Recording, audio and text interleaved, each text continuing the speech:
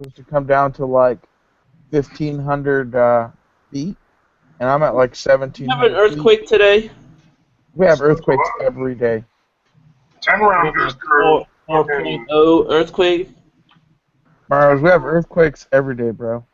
10 rounds been going through him since he was what? How old were you, 10 round? Since you've been going through earthquakes. Since I was a kid, lived Yeah. here my whole life. I was on the chat. I was talking to 10 round. And he says, gee, no shit. He says, gee, can you hear that? I said, hear what? He says, shit's shaking in my house right now. He says, I'm going through an earthquake. I said, no. He said, yeah. You remember that 10 round? Yep. My man was going through an earthquake while he was talking to me. The best way to do it, Chris, next time if you ever have one, be cool for us because I've never actually experienced one. Because I think your apps on your phone you can get like a seismometer and just put it on the desk and it'll show us the like the whatever it's called, the seismic waves. Tectonic shift. Where the hell did he go? That's what causes the earthquake. He's gone. Refreshing. He took off. I was looking at all those apps on my son's tablet. They're pretty fucking cool. Yeah, dude. Fucking, that's why. You get to play with their toys. That's why California, man. A lot of people don't go to California because of those damn earthquakes. You know, my wife, she's like, "Oh, why do you want to go to California? It's just going to be a big wave." You know, that's all she says. You know, because her family's from Coronado, San Diego. And you know me, I went there 4 times, and I didn't want to come back home when I went. Why are y'all muted? Well, I don't want to interrupt. It's got to be muted, man. This is why it's a chatty chat. You don't need to can't talk. Won't be able to hear if you're muted. Yeah, we've only had a few earthquakes that I felt here in South Carolina, and it was kind of freaky. And they were like little earthquakes, you know, compared to California. That's one of them things I keep up with. I watch a few channels that keep up with earthquakes and all that kind of stuff. And yeah. You afraid of earthquakes, Mario? Where the hell did Mario go? He dropped out. Oh, he's still here. Yeah, G Plus is active right now. A lot of people been getting kicked out.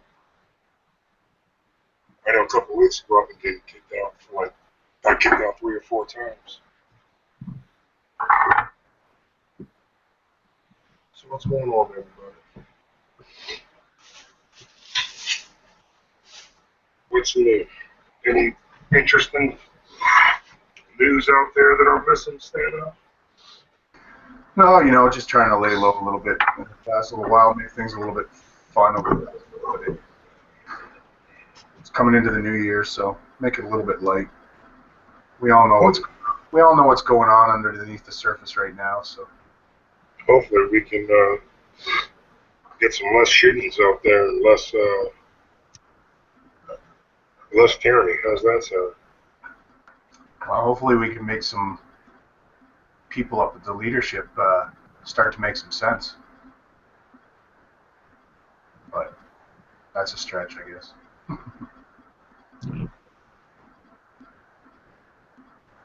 That includes both my country and yours, you know what I mean? Because we're both in this together and we know what's going on. So I pray for peace every day. Hey, little off subject. Do you guys, you're in Canada, right, Stan? yeah. Do y'all eat like greens and stuff like that on New Year's Day? You know, like down here in South Carolina, we eat like collard greens and black-eyed peas to represent greenbacks and coin money. It's like a good luck kind of thing. Do y'all do that up there? Not that I know of. I had to look at the wife for that one. She doesn't know either. No. Maybe it's just a southern thing. I don't know. Yeah, maybe it's just like But a you can regional buy tradition. them here. You can buy them here, yeah, but I think it must be just like a regional tradition thing. Okay. I was just curious. Up here in the north, we drink a lot of beer, There you go. a lot of champagne. A lot of champagne, you know, especially at midnight. Champagne boop, pops out. Yeah, I think that's universal. I think champagne tastes like shit. Thank you. Yep. I've never been a big fan of champagne. Nope. I don't like beer. Carbonated water. Yeah, exactly. Champagne tastes like fucking dry fucking salsa water wine or some nasty shit. I don't like a dry wine. It's too carbo yuck. I don't like it. Give me some. Give me a Drink Mad the Dog. bottles Give of me it, a you Mad- will get give me a give me an MD 2020 and I'll be good to go. Boone's Farms, baby. Boone's Farms. Damn, I hadn't had MD 2020 in 25 years or something like that. TR, you remember that shit, dude? That Hell shit, yeah. MD 2020 grape. That shit tastes like grape Kool-Aid. Yeah. I used to get fucked up, man, with that fucking those Strawberry Hill Boone's Farms. Yeah. And that was the ticket. Well, when you back in the 80s when I was drinking it, when you was making $3.20 an hour, that's the shit That you was bought. the 40s. We go buy some 40s. Oh fuck. We But got you can buy 3 40s for like $5. yeah, you guys have always had cheap alcohol down there. We Those got. were the days, man. I remember getting a couple of bottles of rose wine before football practice, and me and Buddy just got completely hammered, and that was the worst football practice ever. That was a good time, Stan. Real good time. I think the coach knew too, because he ran us pretty hard that day. Big to the liquor store, man. I remember you would take $20 with you. $20. You were set for the night. I mean, I was buying Boone's Farms, the Mad Dogs, and I did used to drink like the Old English, the Steel Reserve back in high school and shit, you know. That's what Natty everybody was Ice. doing. Natty Ice, a 6-pack of Natty Ice, I'd be fucking cocked. 16, 17 years old. 6-pack of Natty Ice. Those were the days. I don't know what we're supposed to be talking about, but since we're talking about alcohol, Tonight is happy holiday, fucking whatever you want to talk about, like too. We're Well, shooting yeah. shit, brother. We're just at the bar shooting shit. I had this guy in when I was back in high school, and he whatever. He had a new Toyota truck. You know, that was a shit back in the 80s. A Toyota 4-wheel drive truck was a shit back then. Anyhow, and he had a new one, and he cleaned out his a windshield wiper reservoir, you know, the little tub thing, and he poured liquor in it, and he run the hoses into the glove compartment. And so he did his windshield wiper, and it was like, zzz, he make himself a mixed drink. I just thought that was the coolest shit I ever seen. Or just have it connected where your hose just squirts beer right in your mouth. That's an awesome idea. Mario, I can see you now. You're the ones that had that fucking helmet with those straws coming down. You remember that? No, I was never that corny, but I'm just I've busting done a few keg stands, and I've tried to go for the record on keg stands. Like we used to do keg stands where you get the keg, you got the spout, and you gotta they throw your legs up in the air, and then you gotta suck as much beer as you can. Absolutely. I know what the cake stands are, brother. Been doing it when you were diapers. And then full How about the ice contact. luge? How about the ice luge, Mario? The ice luge was the best. Ice luges were good for shots. But that's all I nothing mean. full You get the contact. big fucking, you get the big funnel for doing the oil change on the tractor, and after you're done, you wash it all out. You put a couple of beers down there, and away you go. Yeah, I'm not a big beer drinker. That's all I used to drink is liquor. So I did shots all night long, dude. Fucking Jägermeister was my shit. Black Sambuca, being that I'm Greek, you know, we like our liquor shit. I could drink a bottle of Sambuca and a Jaeger.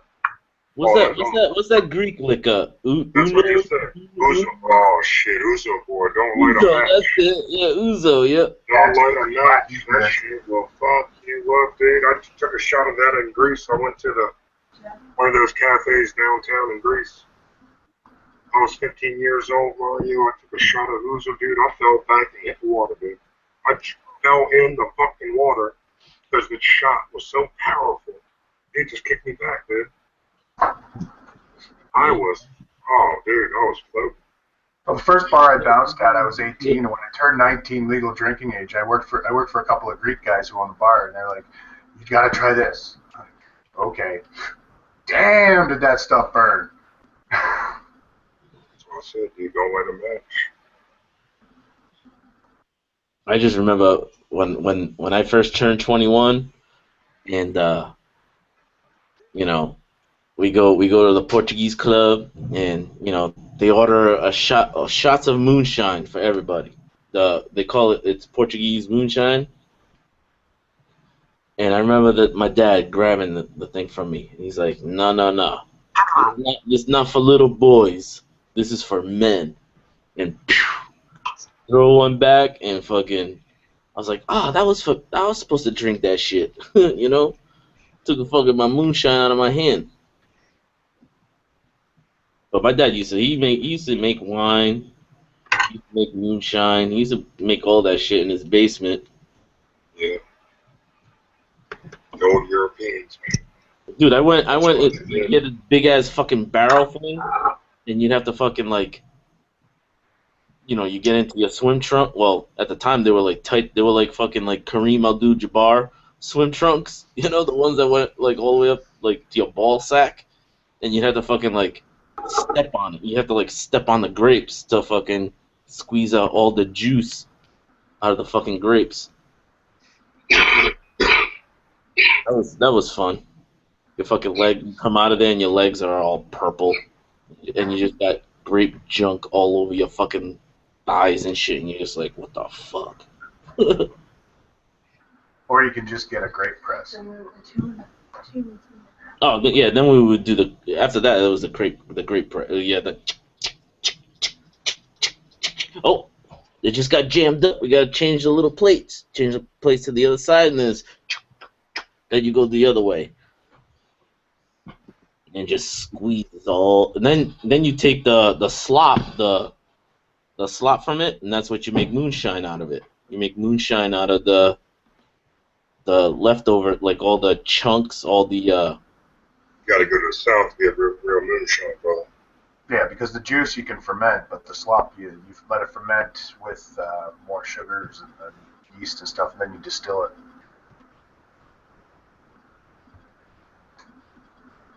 That moonshine tastes like apple pie now, man. That shit tastes delicious. Delicious.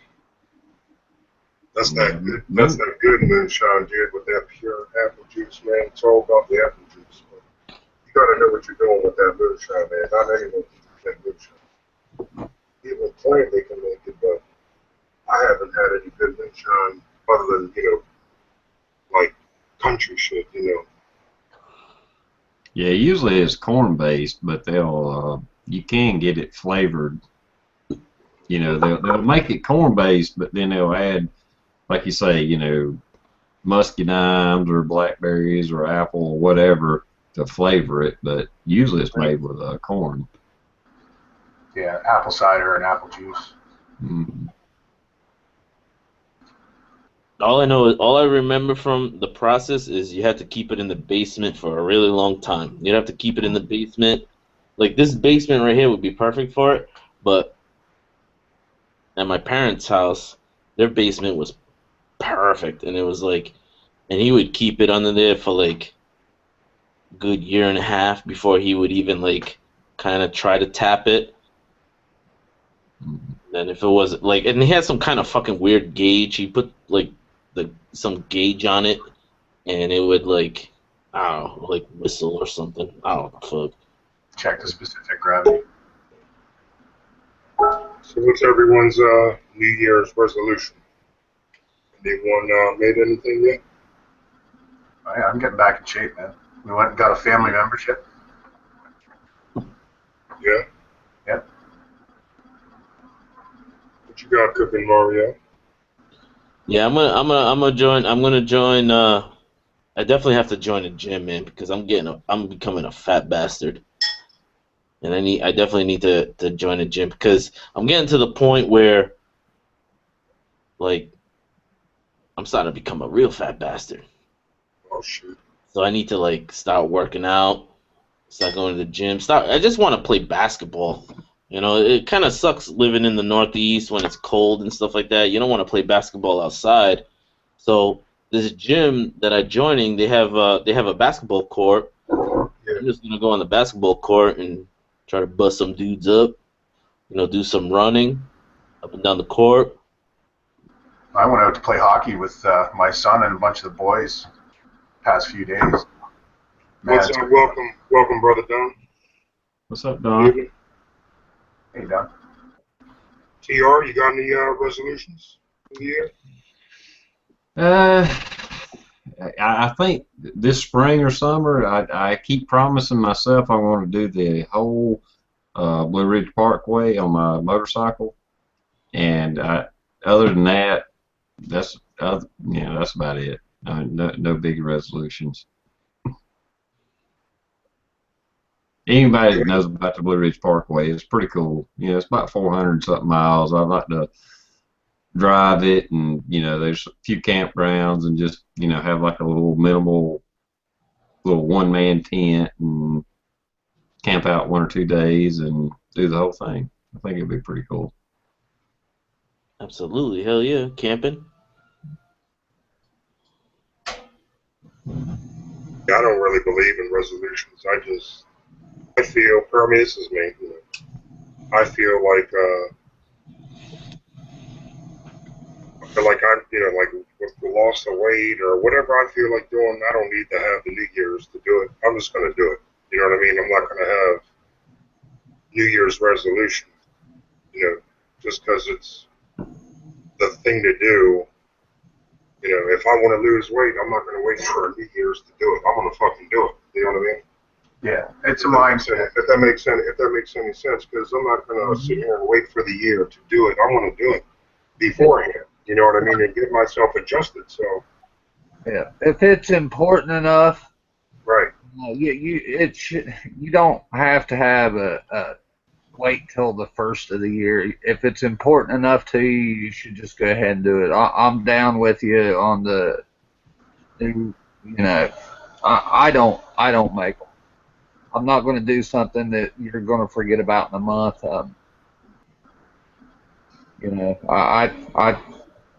man's a fool not to better himself. Yeah, I had never really made any big resolutions myself either. I just, I may throw some goals out for myself for the next year, but it's not really a resolution. It's like, you know what, this year I want to do this and this, but I don't know if it's really a resolution,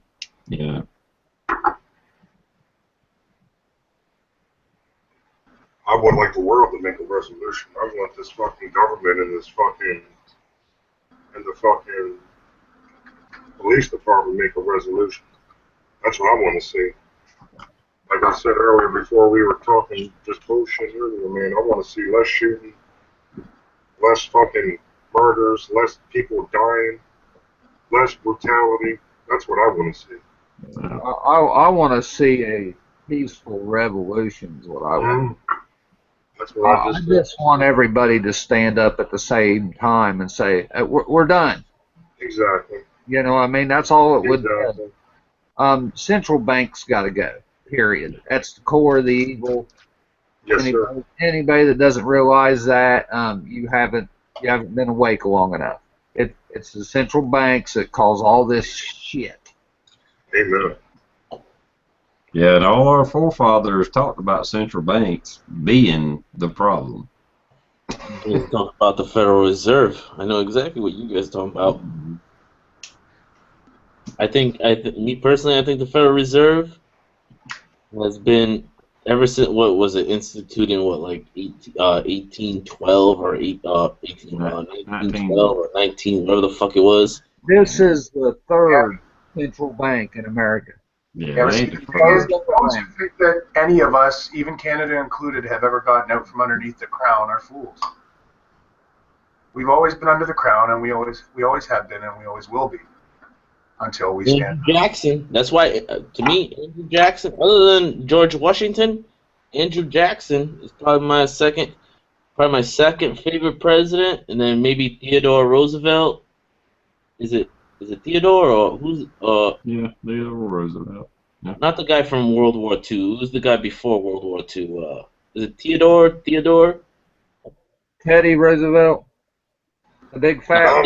Definitely the guy that was all about like the Rough Rider. Real quick, sorry Theodore Roosevelt. to interrupt you, Jimmy. I sent you a link, brother, and real quick, I just want to say I'm on the Dragon page, so I can't. So when I send out links, my feed does not come up. Just letting everybody that's listening out there, brother Jim, I sent you a link on your on G Plus, just like always. And if anybody out there wants a link, just put in the external, and Stan will take care of it. Stan, I will get you the link so you have it right now.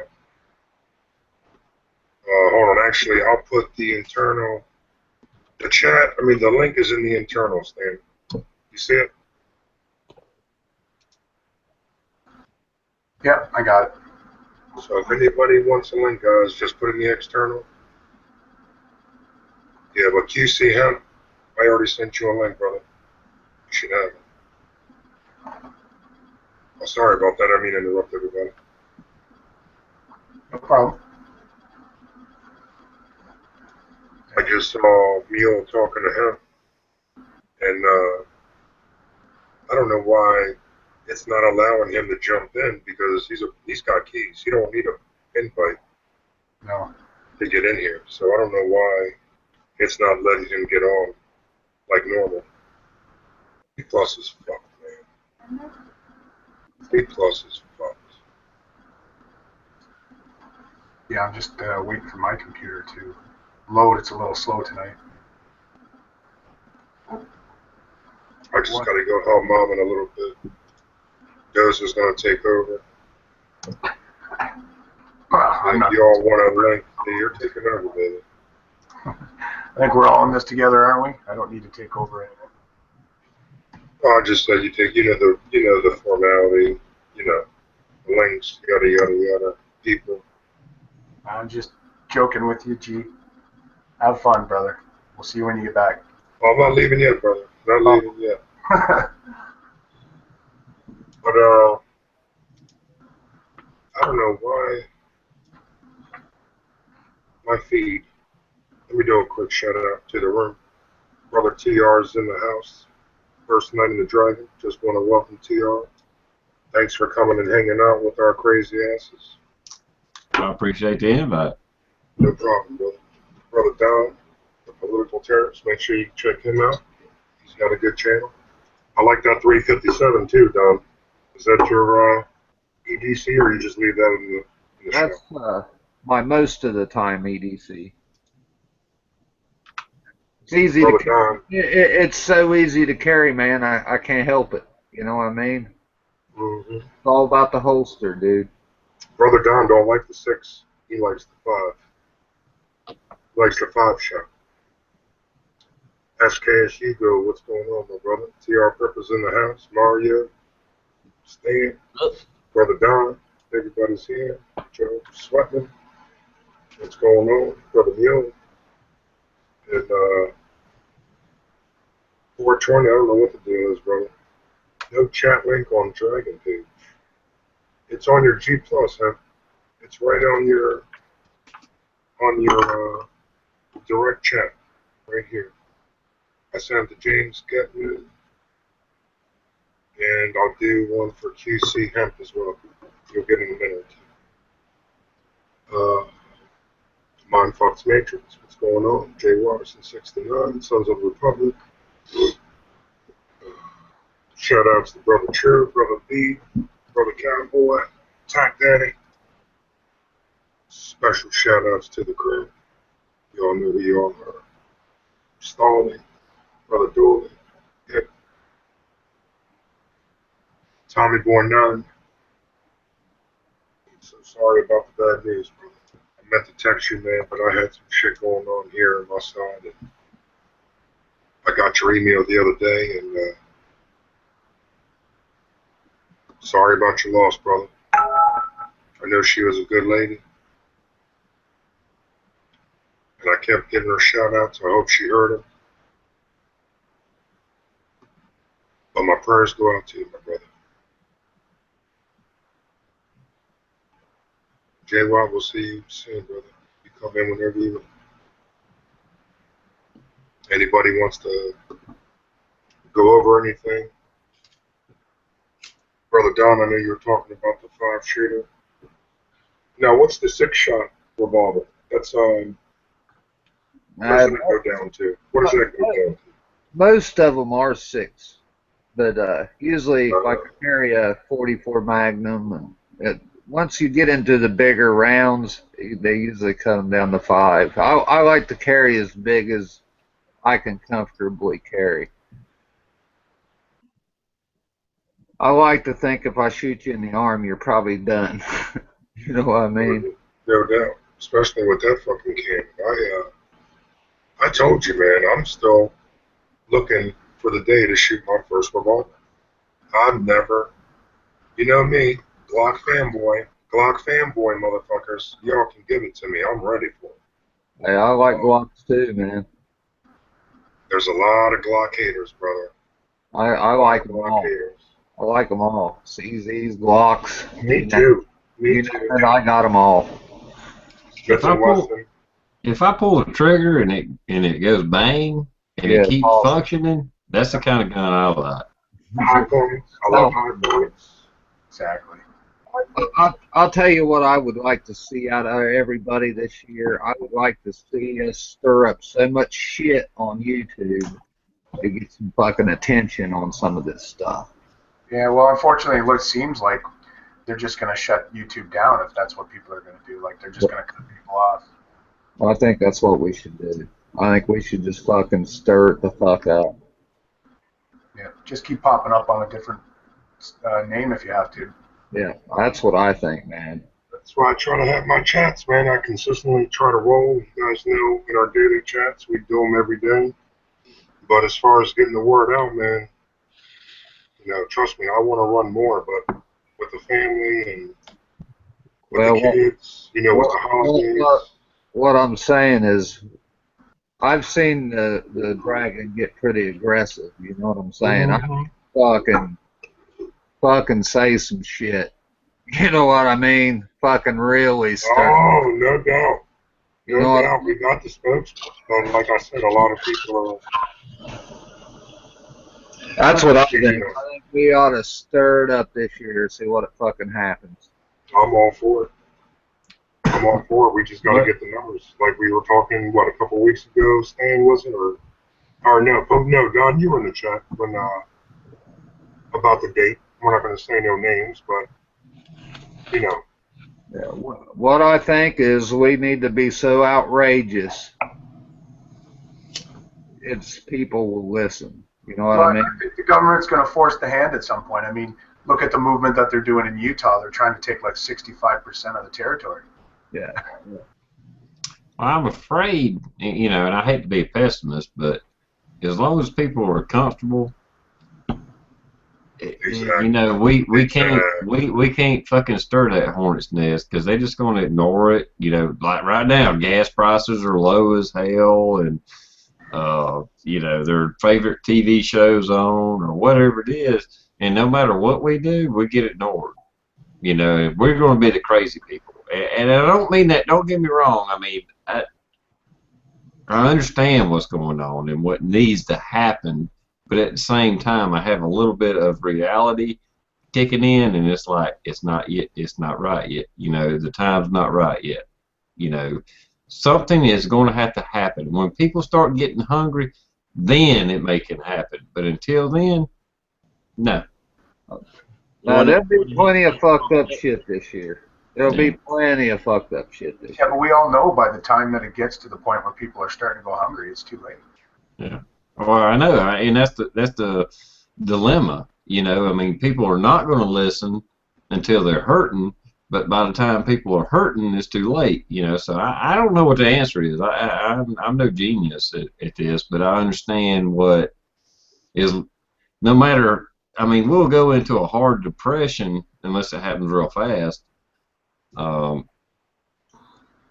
And it'll eventually get there, but like you say, you know, it may be too late then. I'll tell you what, we're already in a depression. The hidden soup line is the EBT card.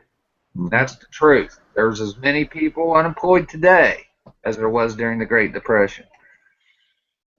I agree 100% on that. If you cut out welfare, disability, Social Security, stuff that wasn't around during the Depression, if you cut out all that, yeah, we're worse off now than we was during then. Well, a Absolutely. high percentage of the populations in both our countries are considered the working poor. So right there is your soup kitchen lines technically. Like you even have working class citizens who can't afford to feed themselves who are going to soup lines. Well, you think about a $8 an hour, 40-hour a week job. Try to rent a house and pay the electric bill and put food on the table, and it just no way. There just ain't no fucking way. Right. No, I'll tell you what I think the gas prices really are, is they have milked this economy and milked the people for as much as they can get. No doubt. And the only way to get the economy up and going again is for cheap energy. That's it. Dude, you guys want to hear something fucked up? As long as it's related to what we're talking about. No, it's definitely related. All right, so gas price is cheap, right? We're paying pretty cheap gas price. Now, do you guys know the federal tax on the gas price? Like what the federal government taxes on the gas? And then you don't just have the federal gas tax, you also have your state gas tax. Yeah, and like those never went down. Those stayed the same, but the cost of gas went down, like the actual cost of it. But you're still paying those two taxes. So guess what people are doing? People are going out. They're like, oh well, gas is cheap, pumping their fucking gas tank full of it, going on cruises, going on fucking whatever. But they're still paying that tax. Well, that's correlative, but the one thing that is improper is the ratio at which the price of oil has gone down to the price of the pump. You look at what it was when the barrel was at the price it was and what we were paying before with that price, way back before the crisis. Now, look at what you're paying now, and as a percentage, you're paying still much more. Like that price at the pump has not come down as the price of the barrel should be. We're still paying more than we should. And they are fucking the truck drivers still. Here's the thing. Look at like I know here in Rhode Island, we're paying for the cheap gas. We're paying $2.49. But in other states, some states they're like $1.99. So some states have a lower state tax on the fuel, where like in Rhode Island it has a very high state tax on it. So the more you drive, the more tax revenue is going into their coffers. It's more revenue. Now that's just the state. Now imagine if the federal, because you got the federal on top of that. So the more you drive, the more you're feeding that machine. The more because you're gonna, you're like cheap gas, man. I'm going out to fucking whatever the fuck I need to go to, and You think you pay high tax rates? You should see what truck drivers and trucking companies have to pay in taxes, especially for Yep. South Carolina has one of the lowest tax rates on gas, and I seen yesterday at a normal gas station, $1.88. I'll tell you, with my fuel permits and everything on my truck, per truck, this is other than the fuel tax. I'm paying about $1,700 a year per truck.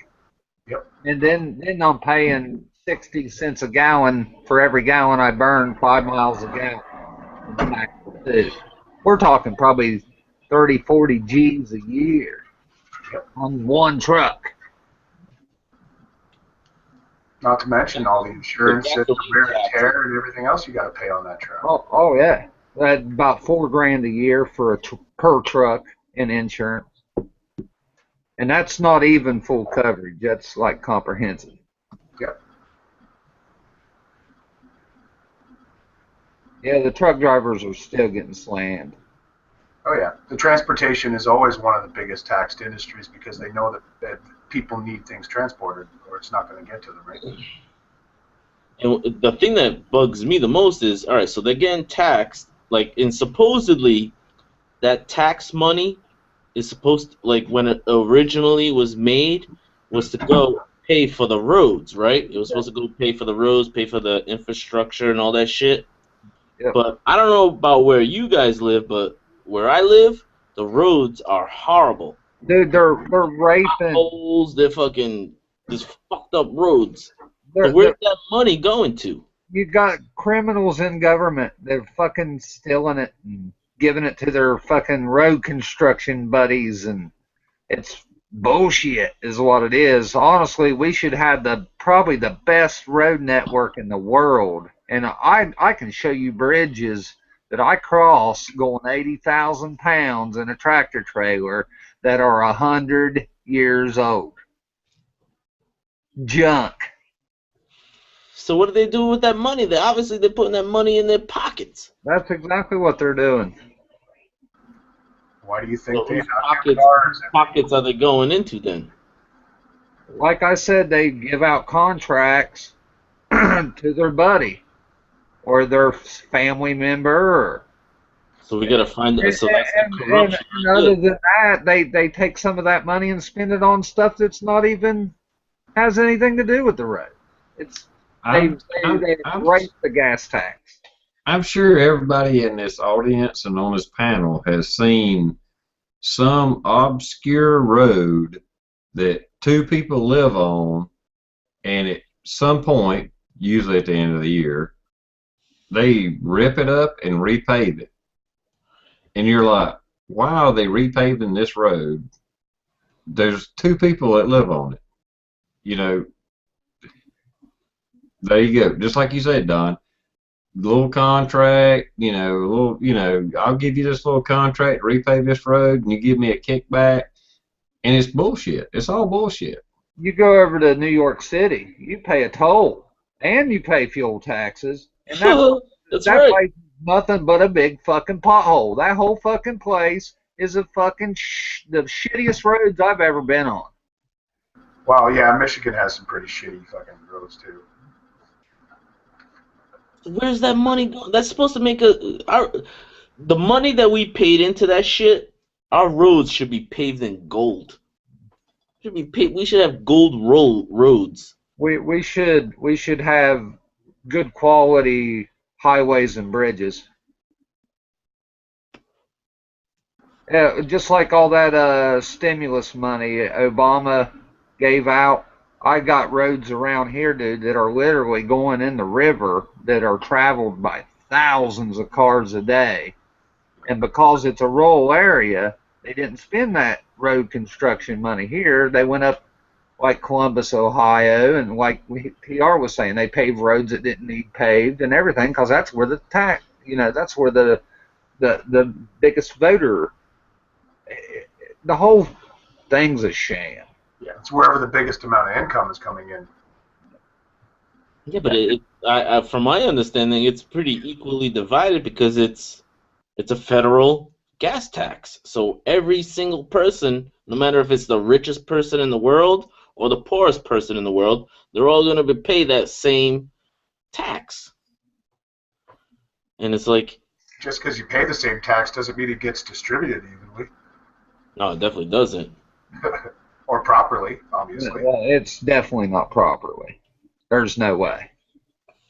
I mean, when they have to, a state has to go to the federal government to finish a 4-lane.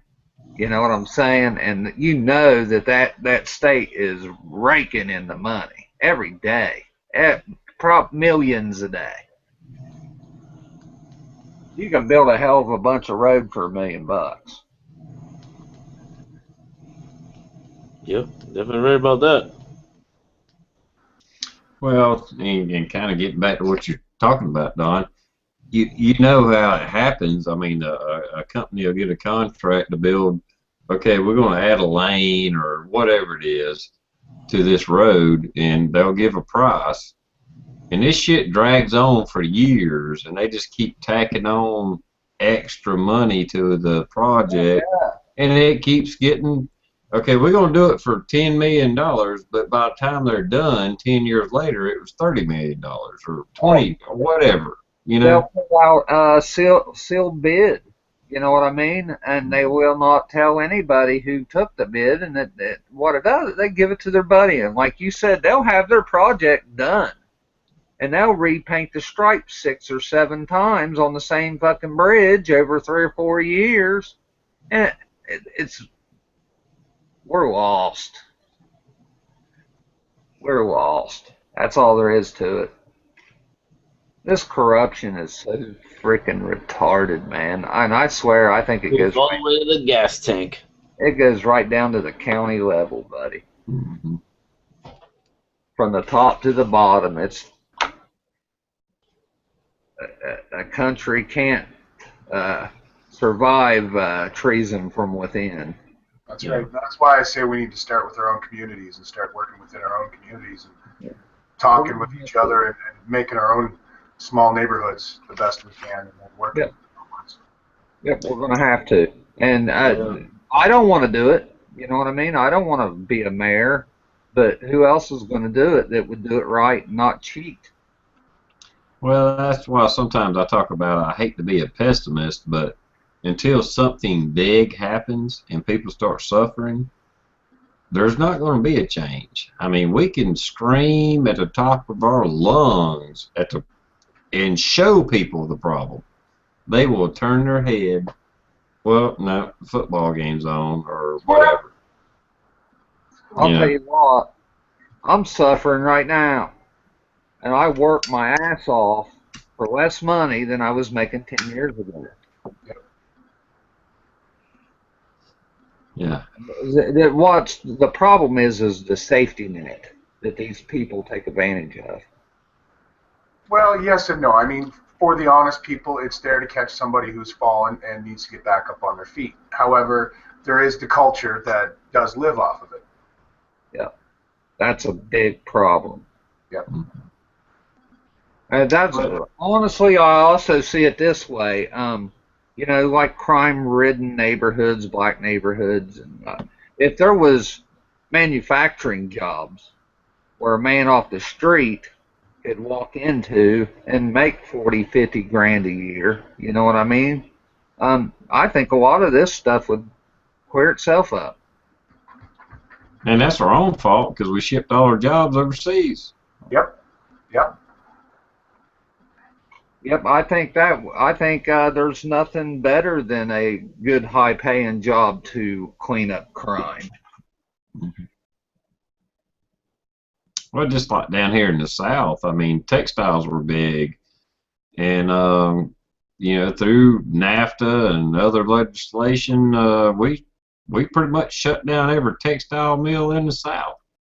It was like, yeah, we'll be better off because we'll ship these low-paying jobs overseas, and we'll get the high technical jobs. Yeah. Well, guess what? That didn't really work out. Yeah. Well, the way these businesses are set up today, even a textile factory, it's all computerized. You know what I mean? There is high skilled labor in all of that. Hmm.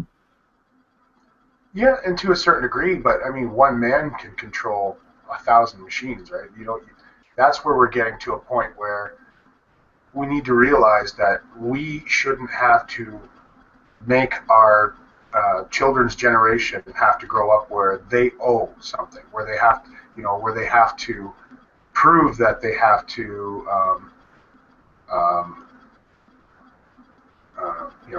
pay rent and all that stuff. Where we're trying to get into a society where you're not paying for things, but you're striving to educate yourself constantly and work towards bettering yourself. It's kind of like a communism type idea, but with technology, you have to get to that era, especially in production, when you have machines controlling absolutely everything and there's no work for anybody, right? Somebody has to work on the machines. Somebody has to haul the parts. The raw materials still have to move. True, to a They certain still extent. have to harvest. I mean, there's still jobs, but the thing is with a debt dollar, it's hard to make an honest buck. You know what I'm saying? And they just Well, it's been over a log, really, the way things the banking system really screws people thoroughly. Oh, absolutely. I mean, well, I understand automation. I mean, I work in industry, mass quantity stuff and whatever. And you can, eliminate jobs with automation. But at the same time, I think the big problem America has had in the last 20, 30 years is the fact that we're shipping off production of everything that we consume overseas. right. We can make everything here and do everything here, but yet with the laws and the back room, smoky, little conference table room shit going on, we've shipped these jobs overseas. Yeah, Well, we you look get, at insurance, and just to get a product to shelf and the testing that you've got to do for it, and the hundreds of thousands of dollars to put it through standards testing, just to make it marketable. yeah. Well, hell, look at produce. There's a prime example. Produce. If you're a American farmer and you go, grow tomatoes and sell it at the grocery store, you got to go through all these tests and regulations and all that. But yet, if you want to import it from Guatemala or whatever, oh, we don't give a shit. Just bring it on in. It's good. Well, I do know that they inspect vegetables and stuff, and certain ones they will refuse from Canada because we do irradiate our vegetables to kill bacteria. Mhm. So I know the U.S. does refuse some Canadian produce. Well, but you understand what I'm saying in general. You know what I'm saying? It's like you have to go through all these regulations to make this product here in the U.S. But Yeah. if we're going to import it, we're going to lower the regulations where it's like we'll just look at it. Yep, it looks like a tomato. Good, sell it. Put it on the shelf. I mean, I know I'm simplifying it. Don't get me wrong, but Well, that's regulation. That's in every industry out there. It is killing small business. yeah. Not to mention insurance. Yes. I mean, Well, just like insurance imposes regulation on business. Well, just like the pollution level and stuff, and don't get me wrong, I don't think we should pollute the planet, but we shut down coal plants and this and that and everything else because, oh, that's dirty and all that. But then we'll buy products made from China or somewhere else where they don't have any regulations and actually pumping more pollution into the, earth. Deferred Because- responsibility. Yeah. Yeah. I mean, it's an oxymoron just the way we do things. It's like, well, we can't do this. Well, But we'll just import it from China because whatever they do, they don't give a shit. They'll just, flood the ocean with radiation, pump fucking coal dust in the air. But it's cool. You can get this shit at Walmart for $2.99. The funny thing was, I saw a headline where the Chinese ambassador was giving the U.S. shit, and I believe the West, for our emissions, and said we need to smarten up and tighten up. Well, I've seen a Hello, town. Carol. I've seen a town. I watched a documentary of a town over there. I can't remember where it's at. It's in China, but the smog cloud was, I think it was like 7 miles thick from the ground. Just ridiculous amount of smog. And still, there's only one atmosphere. You know, Yeah. that travels around the whole planet. Well, not to mention, I mean, look at the chemicals they have to use in order to get rare earth elements or into magnets. Oh, They've got lakes of this chemical that they can't get rid of. yeah. See, and that's another thing. The thorium reactor for nuclear energy, it's actually a much, much safer process, but there's no weapons grade material made from it in the end. Um, if we actually mine thorium here, it's everywhere, it would make rare earth minerals so much cheaper to to mine. You know what I mean? Because it comes up at the same time the thorium and everything else does. That would make GE and Westinghouse nuclear reactor obsolete. So. Oh, it is way past obsolete. Well, and they've but- already had this technology too. This has existed since the 70s. So it's a 50-year-old technology now. The problem we have right now is we're talking about logic, and evidently logic can't be introduced into government or any corporation. Trust me, it can be introduced to a corporation, but not a large corporation. No, not Be a large with corporation. a corporation that opposes it, especially especially with oil and big oil when they quash the electric car. Yeah. Shit makes too much sense. We can't do that. Let's crush that. I've actually seen a bunch of interesting information on that too, and a lot of other technologies that Well, have. you look back when big oil was first getting big. Like if we would have stuck with steam power, we probably would have been on hydrogen cells a long time ago. Oh yeah. Oh yeah. And I'll give you an example. There's this guy I know. He don't live here anymore, but he took a car and he made it run on compressed air. It would take like one oxygen bottle, like you cut steel with, and he could get it to run like 230 miles. And he had his own compressor in his garage. Ford Motor Company came in there and not only bought the patent rights, they bought his whole property. They bought everything, and the money was so high that he couldn't say no. You know what I mean? Yeah, he's gone, dude. He's permanent vacation now. I think there's been many stories on that happening on many accounts. I mean, just even somebody coming up with the carburetor and blah blah blah, and it makes the engine get 70 miles to the gallon. Well, like you say, either the auto manufacturers come in or the oil companies come in and they buy them out, or they may. I wouldn't even be surprised if they ain't killed off a few of them, but at least bought them out.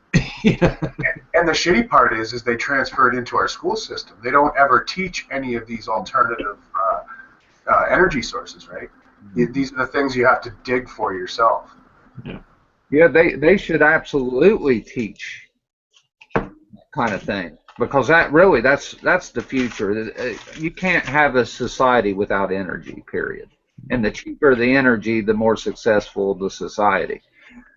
I want to ask a question to you guys, and there is no right or wrong answer, but I'm just curious. Do you guys think just I don't know. I probably shouldn't say it, but I'm going to go ahead and ask it. Do you really think that oil come from dinosaurs and vegetation that rotted in the ground millions of years ago? No. I think that High school science and all right, that's what I'm led to believe.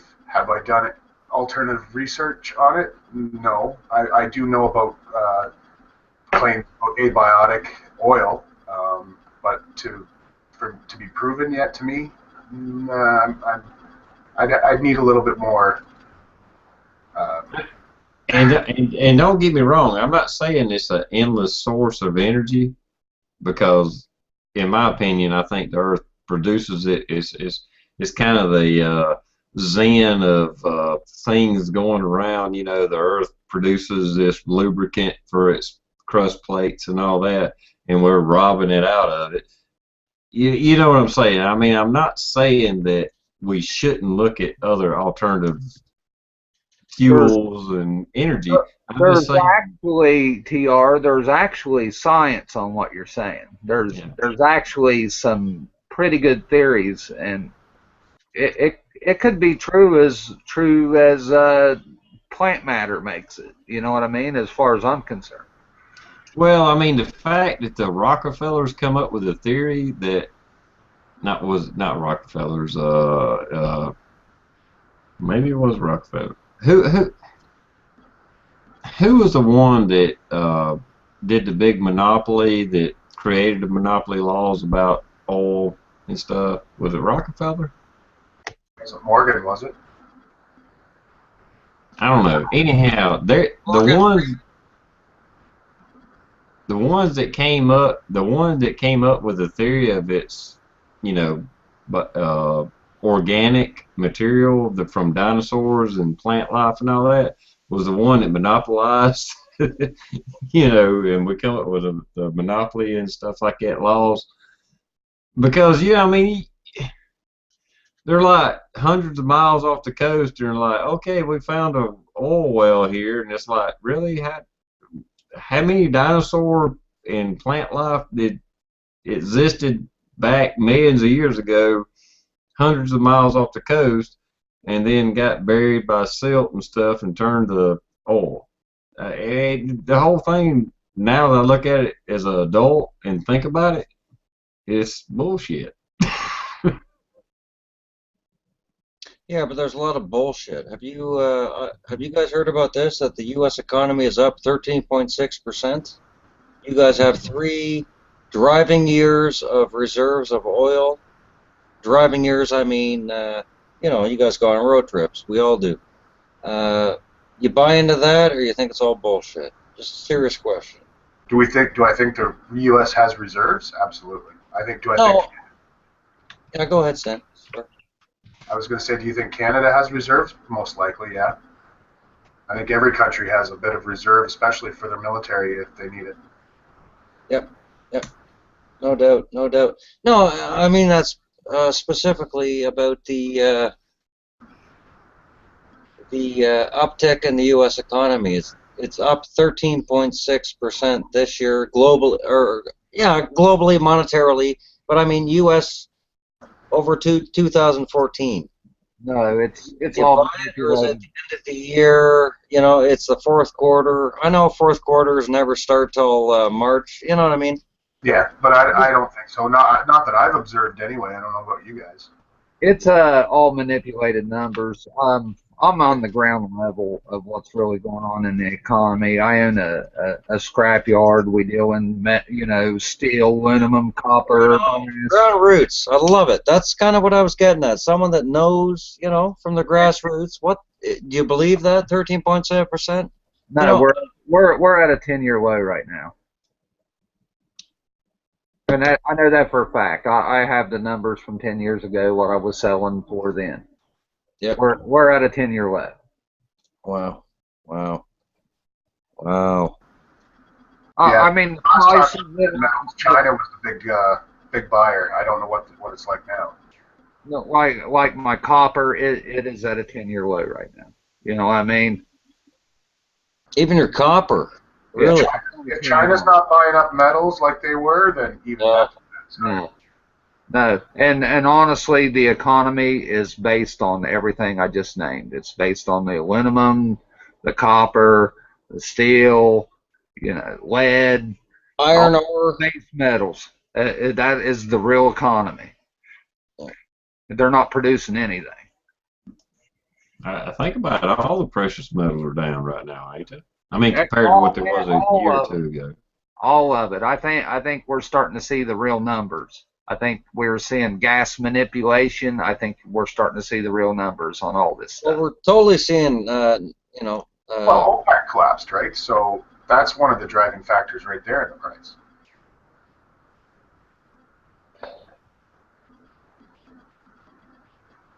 hey, Stan, gas is supposed to drop. I don't know, in your neck of the woods, we're pretty close.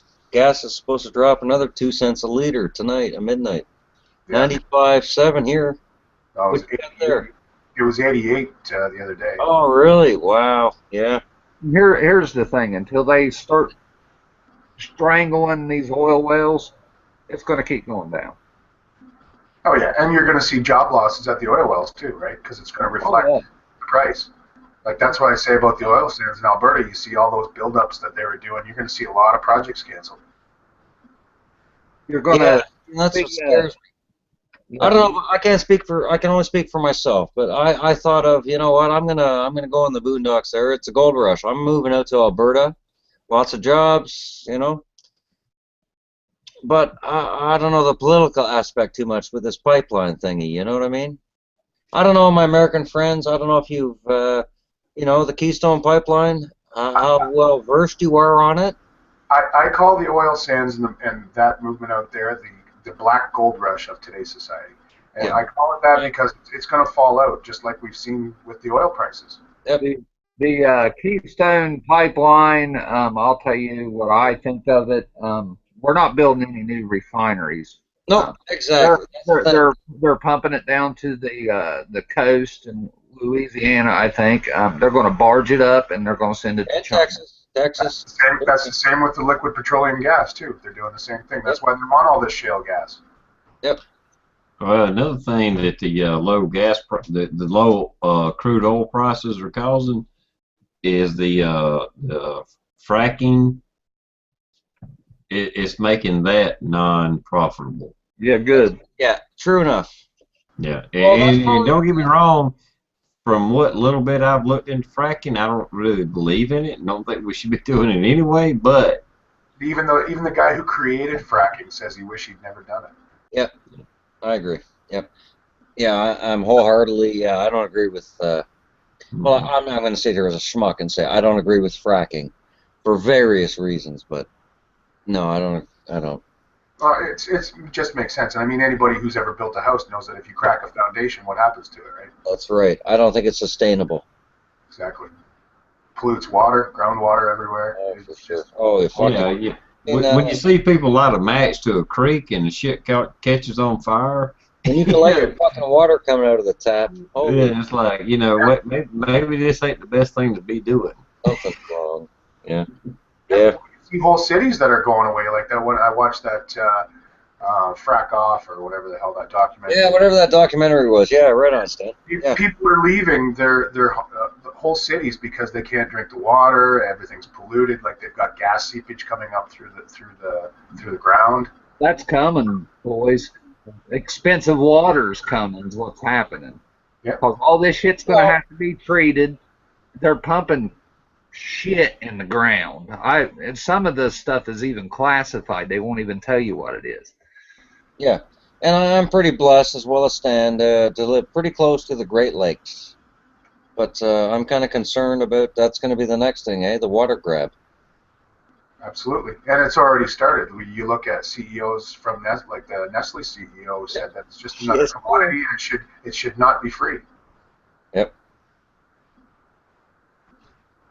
Yeah, we're all worried about the carbon tax and bullshit like that. Free water, you know, you like fishing? I know I do. You know, where does it end? It never does. I got buddies up north in Ontario telling me that the fish are starting to get worms. It's just getting too warm during the summer. Yeah, yep. I heard the same thing this past summer, Stan. For me, I didn't even bother. It wasn't worth my time to, you know, pack my boat up and go up there. It wasn't even worth it. When I heard the stories they told me up north, I'll go halfway up and rent a trailer and have a camp out with the kids, you know what I mean? Yeah. disheartening, but it's reality. And we made the best of it, sure, but yeah, it's true, man.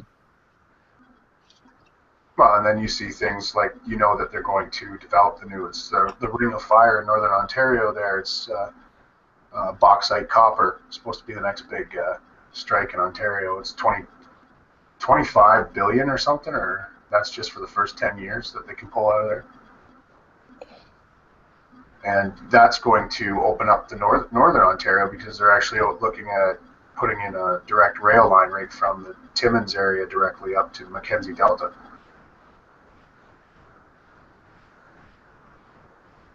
So. I have no problem with mining or anything like that as long as it's all done responsibly. I can show you some coal mines that were closed right, and it made some of the most beautiful property. We're talking strip mines. That's the thing. Corporations, they always cut corners. They always look for the saving that, you know, that bottom dollar. And just this past year, we've had at least 3, even 4 containment ponds that have broke free and spilled into rivers and contaminated areas, and it's just completely contaminated. Like it's in BC and northern Alberta and places like that. And just I've seen time after time after time where mining operations are never responsible. Yep. They'll dig a big hole in the ground and go bankrupt and let the state, or let the taxpayers pay for it. You know what I mean? Exactly. And I wholeheartedly, I feel for the guys that are on the job. You know what I mean? The miners, and they're frustrated too. Yep. I know. I'm just a little guy, and I work for whatever. It doesn't matter. But what I work for, my industry relies on the petroleum. Unfortunately, it's mostly brought up from Texas. The resin, it's a petroleum-based product. And yeah, that concerns me too. And I feel for these guys working in the mines up here in northern Ontario. Shit, what are you gonna do? I'll tell you, it's really sad because even spills like that hurts those guys that aren't responsible. For sure. It's bad business, and government lets them get away with it. You know what I mean? Really, we let them get away with it.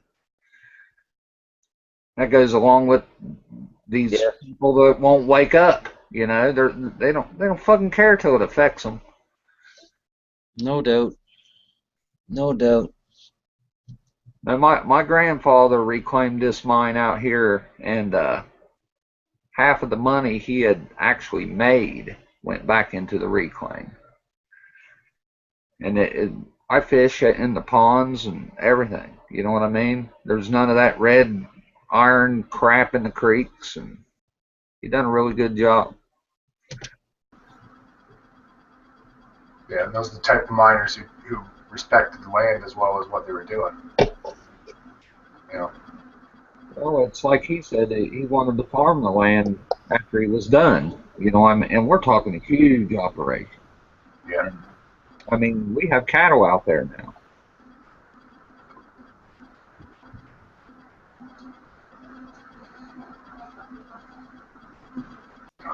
I have a buddy that he's from Virginia. He lives down here in South Carolina now, but all his family and friends and all that, they all had wells, and coal mining was big up there.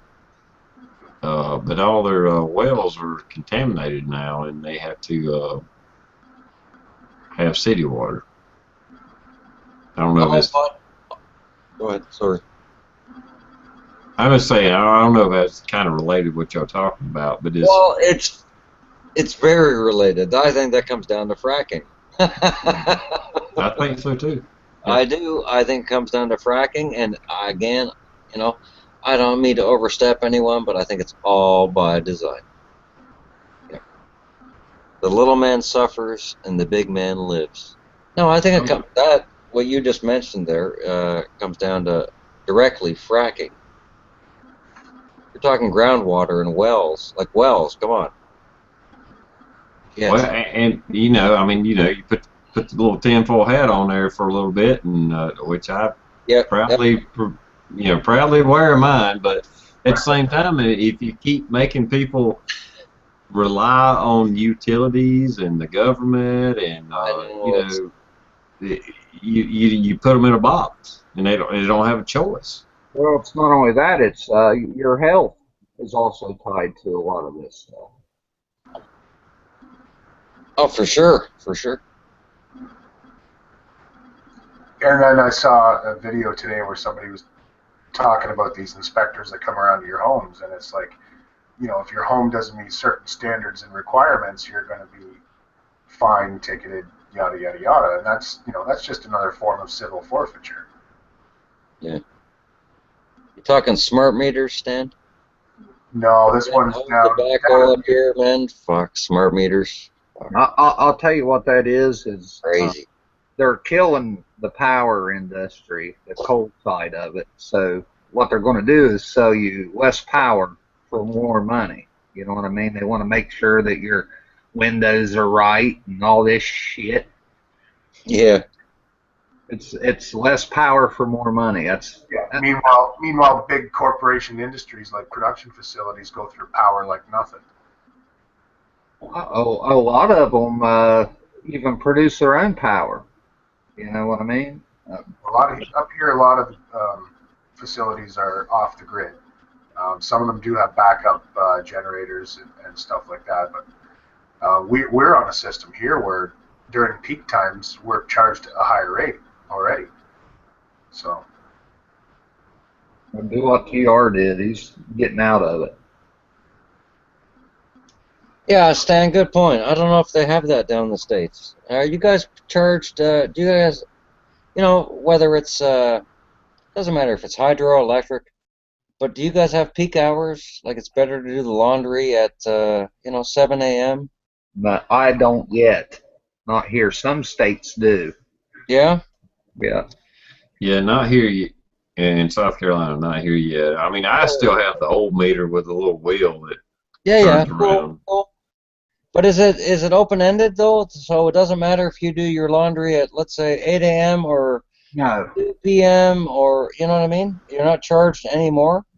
No. No. Up here, we're relegated to that point where, you know, hey, honey, don't be turning the dishwasher on past 8 p.m. or wait till after 8 p.m. You know what I mean? here it's between 7 a.m. and 7 p.m. Yeah. I'll tell you, my electric bill's not cheap. I'm still pumping out almost $300 a month just for electricity.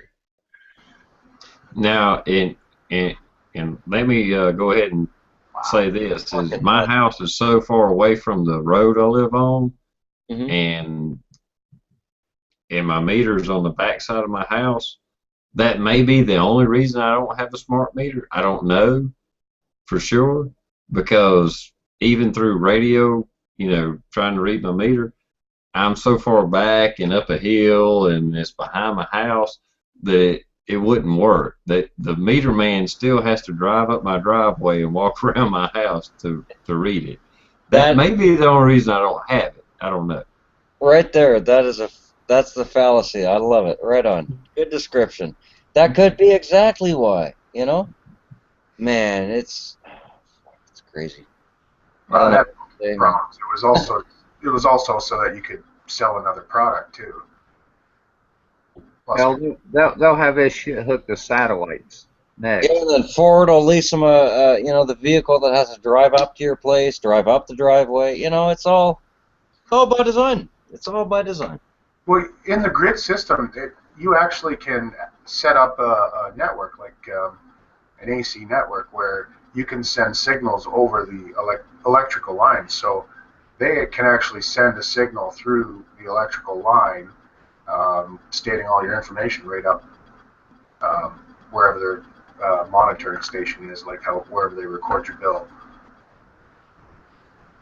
Now here, the way they do it, they have a car and somebody in it with a computer, and all they have to do is drive around the block, and it picks up everybody's shit. That's scary right there. A car with someone in it. Isn't that scary? You know, I remember when I was a kid, I knew where all my friends were hanging out because all the bikes were out front of the house. You know what I mean? Pedal bikes, you know? Man, we've come a long ways. Shit.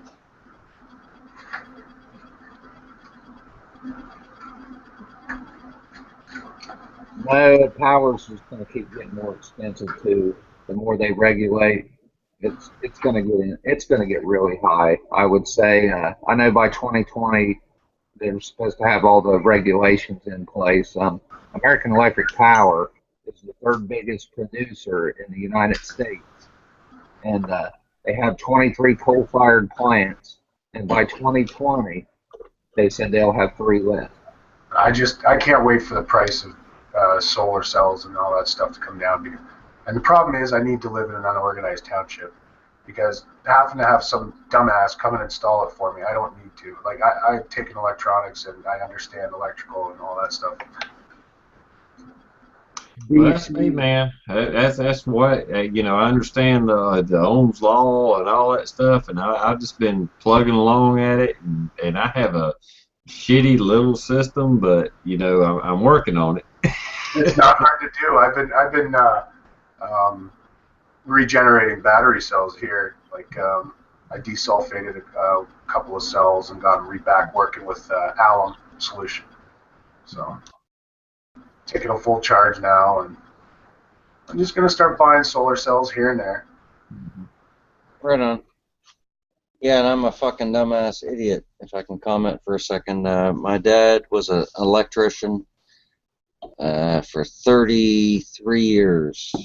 And there's not a Mason number, don't get me wrong, conspiracy theory fucks. He's passed away now, and you know what, to this day, you think I would pick up on that? Hey, Dad, teach me some electrical. I had no interest in electrical. It still blows me away, the technology we have. You can plug something in like a PC or a laptop or even a smartphone. Even plugging in a light bulb into the fucking socket, that blows me away. As far as electricity goes, I have no grasp of it, but you know what? I'm okay with that, but it never really... I was never interested. Hey, I plug it in, it works, great. That's as far as I went, you know? I know that's short-sighted. I understand that. Anyone? Hell, a few years ago, I was the same way, man. Yeah. DC power is it's easier and more basic, but if you do something wrong, it can burn your shit up. Yeah, oh yeah, fucking right. Based again upon my lack of knowledge. Oh yeah, man, in my job, I've been fucking, I don't know how many volts I've been shot up, and I was fucking shot across half a room. Seeing stars, going, fuck, I'll never do that again. You know what I mean? That's what I mean. It scares me. It scares the shit out of me, electricity. It really does. AC power, I'm good up to single phase. I understand it up to that. But once you get into like three-phase power, that's out of my ballpark. Well, see, three-phase 480 is what I deal with every day.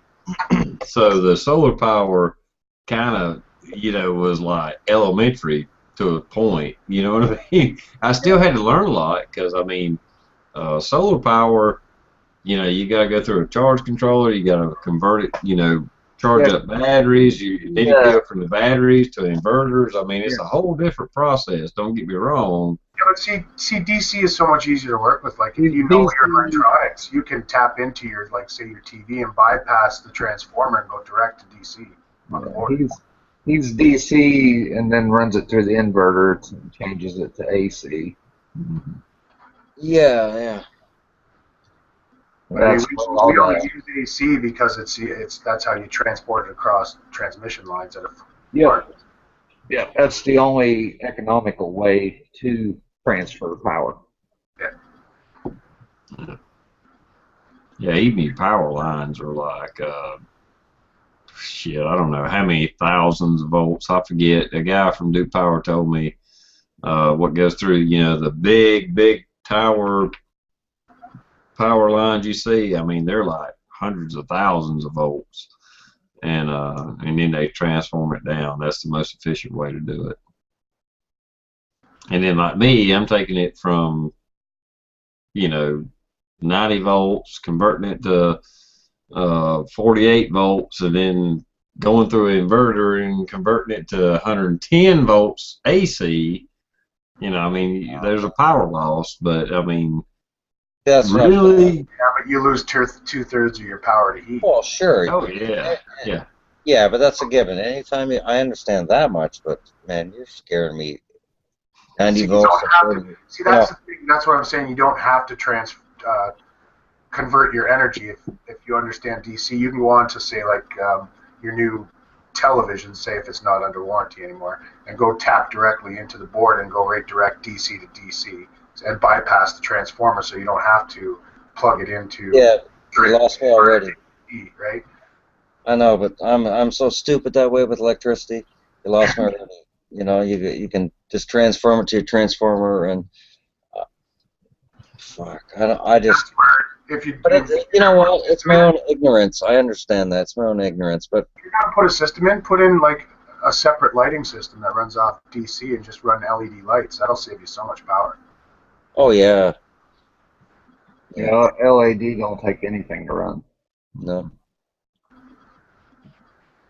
You know, and I don't know if this is any quarry or any contribution to the conversation, but I was rather pissed off. I was in grade 9 and my parents moved, and I was still living at home in grade 9, and I was in a welding program. And this is the only thing I can relate to, AC/DC, is, of course, the band.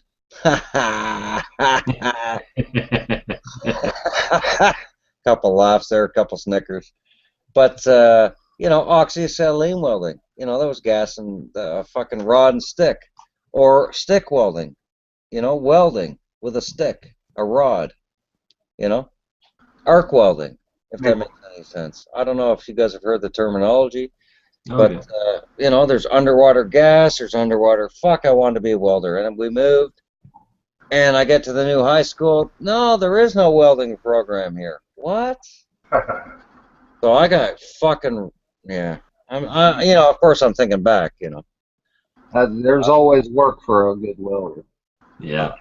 I had to Oh work yeah, well. that's what I mean, you know. But it's hard to get your foot. Here's the thing, though, guys. It's hard to get your foot in the door anywhere if they won't give you the chance. Yeah.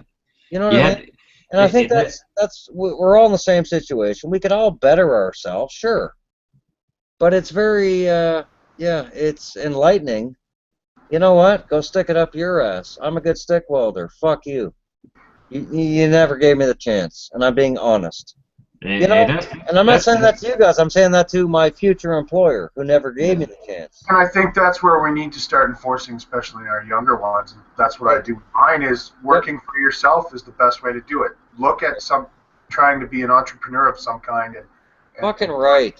You know, work for yourself. I'm not made to work for anybody else. I'm just not made that way. Needless to say, when I was younger, I had a lot of jobs. I'll tell you one thing. I rather work for myself.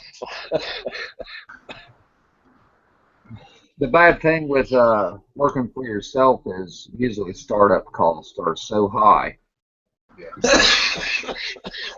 Yeah. Depending on what you're doing. Pardon me. Yeah. Well, I have to admit, I work for a corporation, but at the same time, I understand where you guys are coming from. So do I. Because my dad always had his own business. And when things were good, it was good. When it was bad, it was really bad. Yeah. And it kind of molded me into not wanting to have my own business. I'm not saying it's bad, don't get me wrong. I'd rather have... Being in business for myself has taught me how to manage my money. You know what I'm saying? I give myself a paycheck every week. It doesn't matter if I have $50,000 in the bank. I still get that paycheck, and that's what I live off of. You know what I mean? The company's money is separate from mine. That way, when it's lean, the money still comes in. See what I'm saying? Yeah. I mean, don't get me wrong. I ain't discouraging anybody from having their own business. I don't give a shit if you're washing cars for a living. Right. If you can make a living at it, fucking do it. You know? It's funny. That's exactly kind of along the lines I was going to bring up. Not just washing cars, but waxing cars, detailing cars. Whatever. You If know, you can make a living at it, do it. if it was mobile, you know, if I had a van and did a mobile, you think people would be into that? You knock on their door and say, "Hey, you want to, you know, you want your car to look like new on the outside? Oh, you want the inside done too? Oh." But of course, there's more investment, right? You need a dry pack. You know what I mean? Yeah, many different tangents. Pardon me for speaking my thoughts. Sorry. I'll give you an example. To get a good wax job, I don't know anybody that gives a real wax That's job. what I'm saying. That's what I want to specialize is the exterior. Yeah, a real wax job should Yep. probably cost $150. You know, even if you get yourself a good quality buffer, a tri-wheel buffer. I used to work for a company years ago. It doesn't matter the name, but whatever. But if you get yourself a but they don't make them anymore. But I could import it. Yeah. Yeah, I mean, yeah. Sorry, I'm going off topic. Just You caught me way off just for the guard there. exterior, man. A wax, you know, you bring me your 68 Chevy, whatever the fuck it is. You know what I mean? You bring me your 72 Bronco. my dad pays $150 every year and has a detail shop do it for him, and he makes them use turtle wax on his fucking car because even when he brings it in the next year to have it done, the fucking water still beads on that car. Yeah, right on. See, that's what I'm talking about. Water beads. Oh, there's a good name. That's the name of my place, man. That's gonna be my new shop. Water beads. There you go. Well, I know the escorts around here. I think it's like Yes, 50 or man. 75 bucks for a wax job. I was waiting for somebody to throw that joke out. Just tip.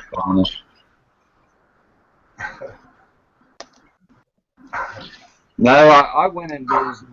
When I went in business, I had $300,000, and it wasn't enough money. Yeah, but what would waxing a car thing? What do you think that would cost you for startup? I'd say to make it look good, make you professional. I would say minimum $5,000. Are we talking American money or Canadian? I'm talking American money.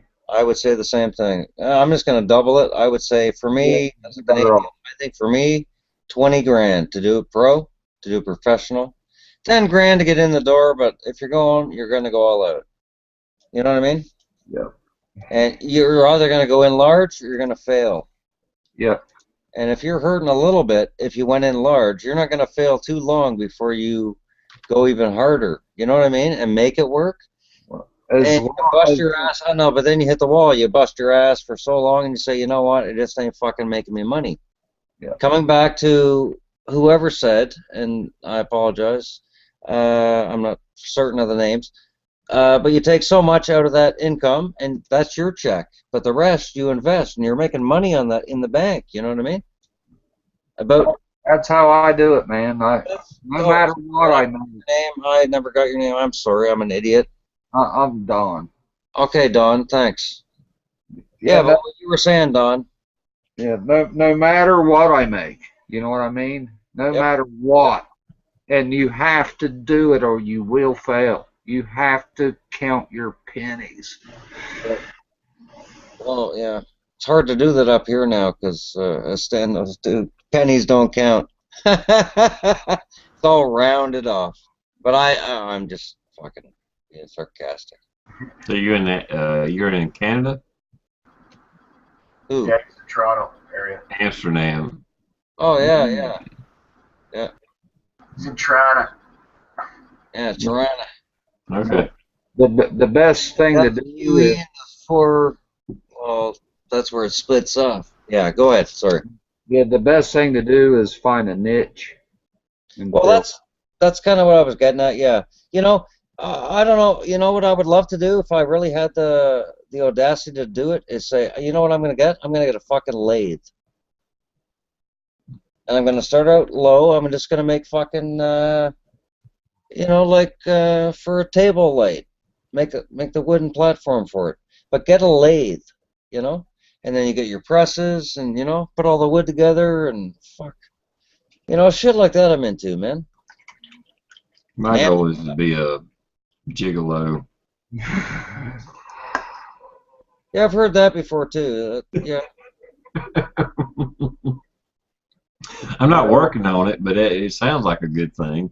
the, The problem with woodworking is it's takes a lot of skill, the you know, labor intensive, too much and there's not enough pay. the dollar much made. I understand. Yep, yep, you're right.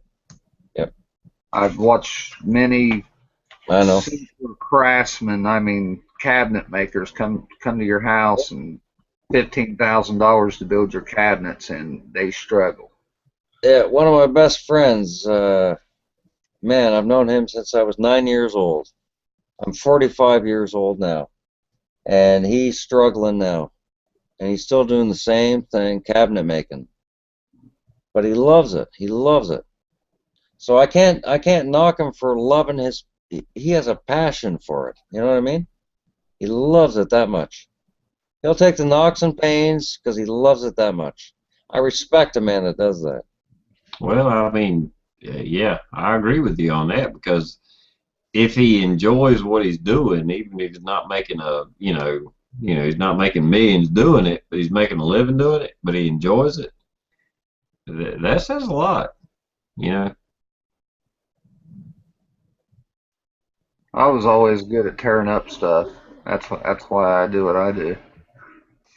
I mean, even though I work for a corporation, I to a to an extent I enjoy what I do because I fix machines. When they break, I fix them. I get self satisfaction What out kind? of walking up to a machine and it is broke, and I make it run again. You know. Yeah, self-satisfied. I totally relate to that. And I don't know your name either, and I'm a fucking idiot, and I'm taking over the whole chat, and I'm sorry. No, you're right. My YouTube name is TR Prepper. Yeah, but I mean, I want to talk right now. Okay, the machines you fix, what do those machines do or make or, I you know what work I mean? in plastics injection molding. Well, I run an extruder that I do blown film, Okay, very blown close. film extrusion. Very close. Yeah. I'm an extruder operator. All right, cool, man. You go flat sheet or you go double side? Well, like I said, it's injection molding. I mean, the plant I work at, we make Oh, okay, sorry, yeah. mm, Well, what is uh, it you? It What's the injects, final product? it'll inject resin into a mold, right? Yeah, yeah. what's the final product though? We make snuff cans. Like Copenhagen or whatever, little Yeah, so you're cans. talking aluminum or No, plastic. PVC, No, I don't deal with PVC. LLPE? Yeah, yeah. And shit. Trying to think of it. Most of the plastics we deal with are high density polyethylene. Polyethylene, yeah, that's LLPE. Yeah. Yeah. And polypropylene. Polypropylene, polystyrene. Yeah. And we a little bit of ABS, but not much. A little bit of Um, polyglycol, perhaps. Yeah, I work in the same industry, man. That's cool, man. Right on. Yeah. Yeah, shit. I got shit on for what I do. Oh, for the environment. Yeah, well, shit. We work for a company who hold tankers of that stuff. Yeah, man. What you gonna do? Gotta pay the man. But at the plant I work at, I'm like I said, I'm a maintenance technician. So when it, don't do right, I'm the one that comes up and makes it work right. So it's broke, I fix it. That's what I do, I don't know. or try to anyway. Yeah. Have you ever had any hands-on, like running the unit that you fix? Well, I mean, I'll run the machine trying to figure out what the problem is. No, but have you ever ran that? I'm asking, have you ever ran that machine so you got to the position that you can fix that machine? He talk. Well, what we call them is Moltex here. Um, no, I want when I got into plastics, I walked in the door as a maintenance technician right off the bat. All right. But I mean, it don't mean the parts we make. I mean, the plant I work at now, we make parts for Bosch and Lomb and Focus Daily contact lens holders. We make simple parts, you know, but little spouts and stuff like that. I mean, I can run the machines, but that's not what I started out. I started out flat out maintenance from the get-go. So what do you have? Is it screw extrusion? No, it's flat out injection molding. High pressure, high Okay. speed injection. Yeah, presses. Okay, yeah.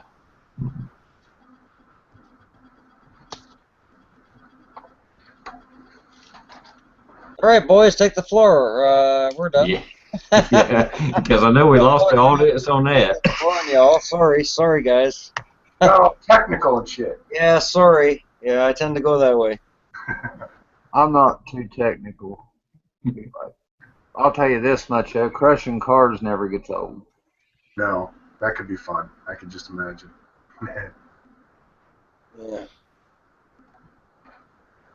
If anyone's interested, here's what I make. My final product is you go in the grocery store, you're going to cook a big steak for barbecue. You're going to, whatever, have some shrimpies, whatever. The plastic wrap that comes over your meat, pork chops, chicken, on the styrofoam trays or the whatever trays, I run a machine that makes that film. If that makes any sense. Yeah. I think my dad worked for a company back in Sarnia that used to do that. Way back when.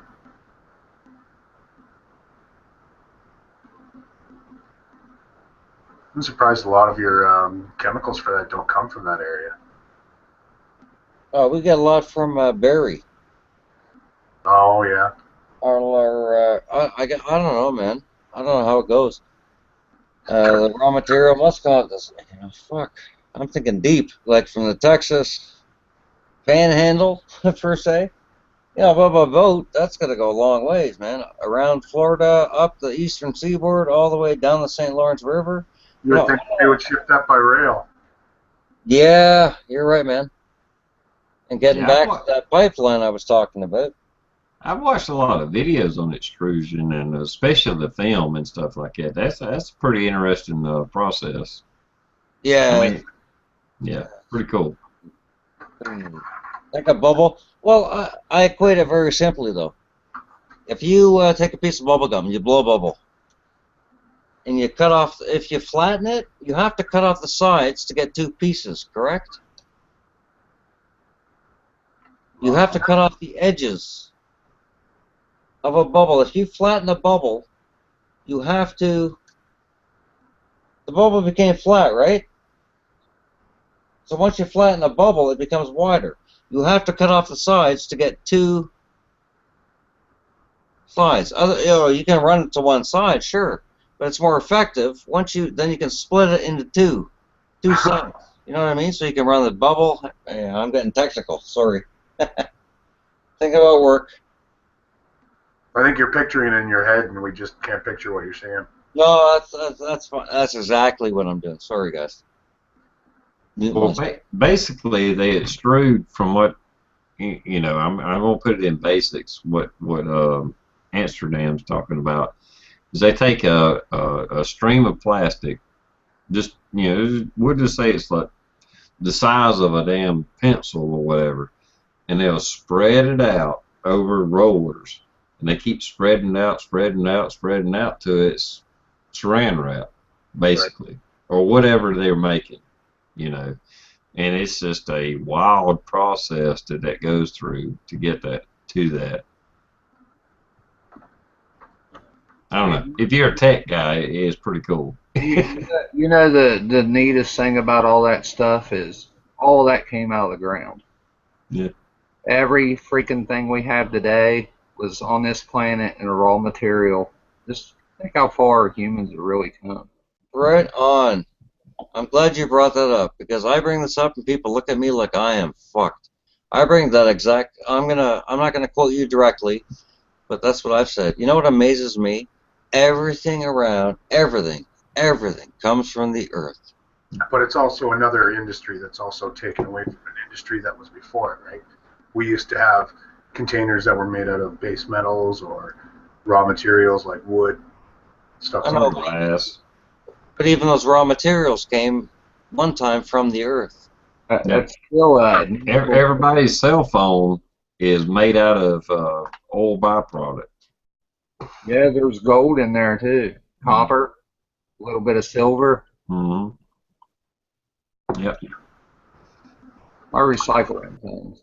You know, that's one of the things that makes me wonder too, is like these studies where we get these BPA leaching agents that have gone into water, and they're saying that it's been affecting you know, your brain or what have you, certain biological components of the anatomy. But that's why I don't know. I like to stick with glass products. To me, it's more natural. Tastes better, especially when I'm drinking water.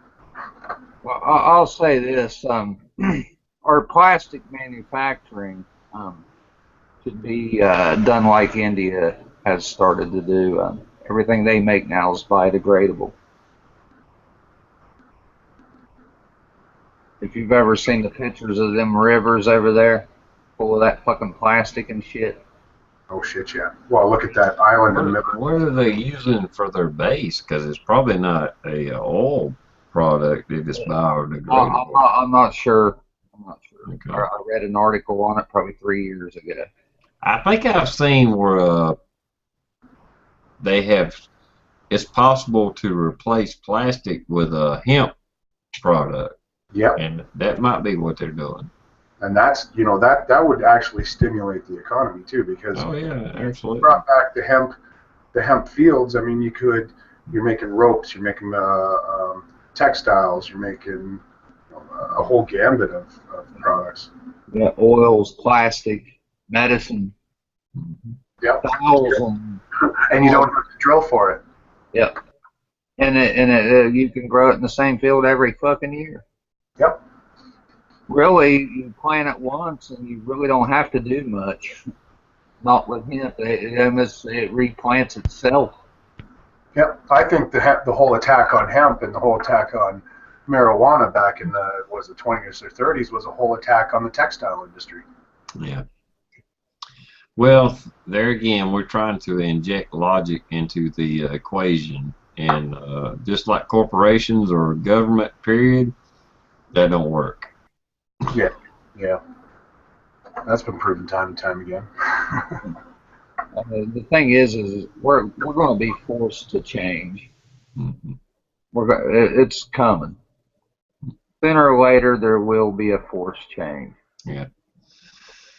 Whether it's integrated into the system we're already in, or it will be a total flip-flop. And, you know, I hate to be a pessimist, but I would rather whatever event has to happen for things to change, because I do think there has to be an event happen, whatever it is. I would rather it happen soon so that guys like me and Don and you guys that have educated yourself can rally behind it and do something about it. Because as the generations come up, I'm having less and less faith in them, because they're all just, you know, they sitting around playing video games. I agree. I've got a notepad and pen handy. Can I get some suggestions? Sorry to butt in. Go ahead. About what needs to be changed? Anybody can speak up on the panel. Go ahead. I'll jot it down. Well, I think our biggest thing we need to do is just start focusing, like I said earlier, locally, and start working within our own communities, and then letting it work outwards from there. Like the old saying goes, clean the shit off your own doorstep first. That's the most realistic way it would work. Sure. Don't you think that time has passed, though? We've all tried to talk to our neighbors. Some think you're nuts because of your views. You know what I mean? Well, Or some are like, right on, buddy, right on, I'll protect you. You know what I mean? you've got to come to the realization that some communities are not going to be viable anymore, especially in that situation, unless especially bigger metropolises. And I hate to say that, but the more you get snugged together with each other, the more everybody becomes more has more animosity towards each other. You know what I'm saying? Well, I think I agree with that, you guys. I mean, you have to do it local, and that's what will happen.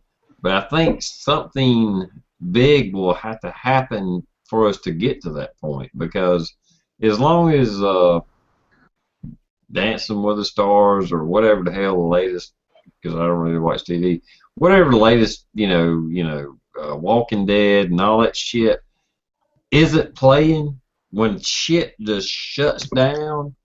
I think we need to infiltrate the offices of our local city buildings, is what I think. Yeah, honestly, I think the best statement ever made is that the right people who should be in office are the ones who don't want to be there. They're good leaders, but they don't really want to be in office. They're not there for the glory. They're not there for the money. They're there because the people voted them in, and they think that they're going to do a great job. And they're there for whatever specific time, and they get out. They don't make a career out of it. They're not there to sit on their asses and collect a paycheck for the rest of their lives. I most certainly don't want involved in local politics, but if I don't do something, nothing's going to change. You know what I mean? It's almost like forcing me to do something. But I think if you really think about things, like I said, I mean, don't get me wrong, I don't mean to be well, hell, I guess I am a pessimist, but until something big happens, I know a lot of people say we have the numbers and we could do this and that, but we don't. I mean, that's a fallacy. We don't have the numbers. We do in attitude. We do in our mind. And but who's gonna walk away from their home, job, family, and everything else to go try to do something? No. None of us. None of us right now. I'm not. I'm all in, but at the same time, I'm not going to just walk away from my home and just everything I own and say, you know what, I need to go march on Washington, give up my job, give up my house, give up all my guns, and just walk away from it and just do this. I would do that if I thought it would work. If it would work, but we know that it won't right now. It's not going to happen. You never know until you try. If you don't try, you got to. What was that general who tried to call on that million-man march or whatever it was? And you know what? That everybody we talked to divided on that so fast. Mm-hmm. Yeah, because when push comes to shove, when time comes down to the wire, people back out. Because there was one of dates. Because they wanted a date. I closed my business. Date. Let's set a date. Hey guys, you want to set a date tonight? Amongst my brothers, we'll set a date for the revolution. Come on, let's set it. Come on, you want to do that?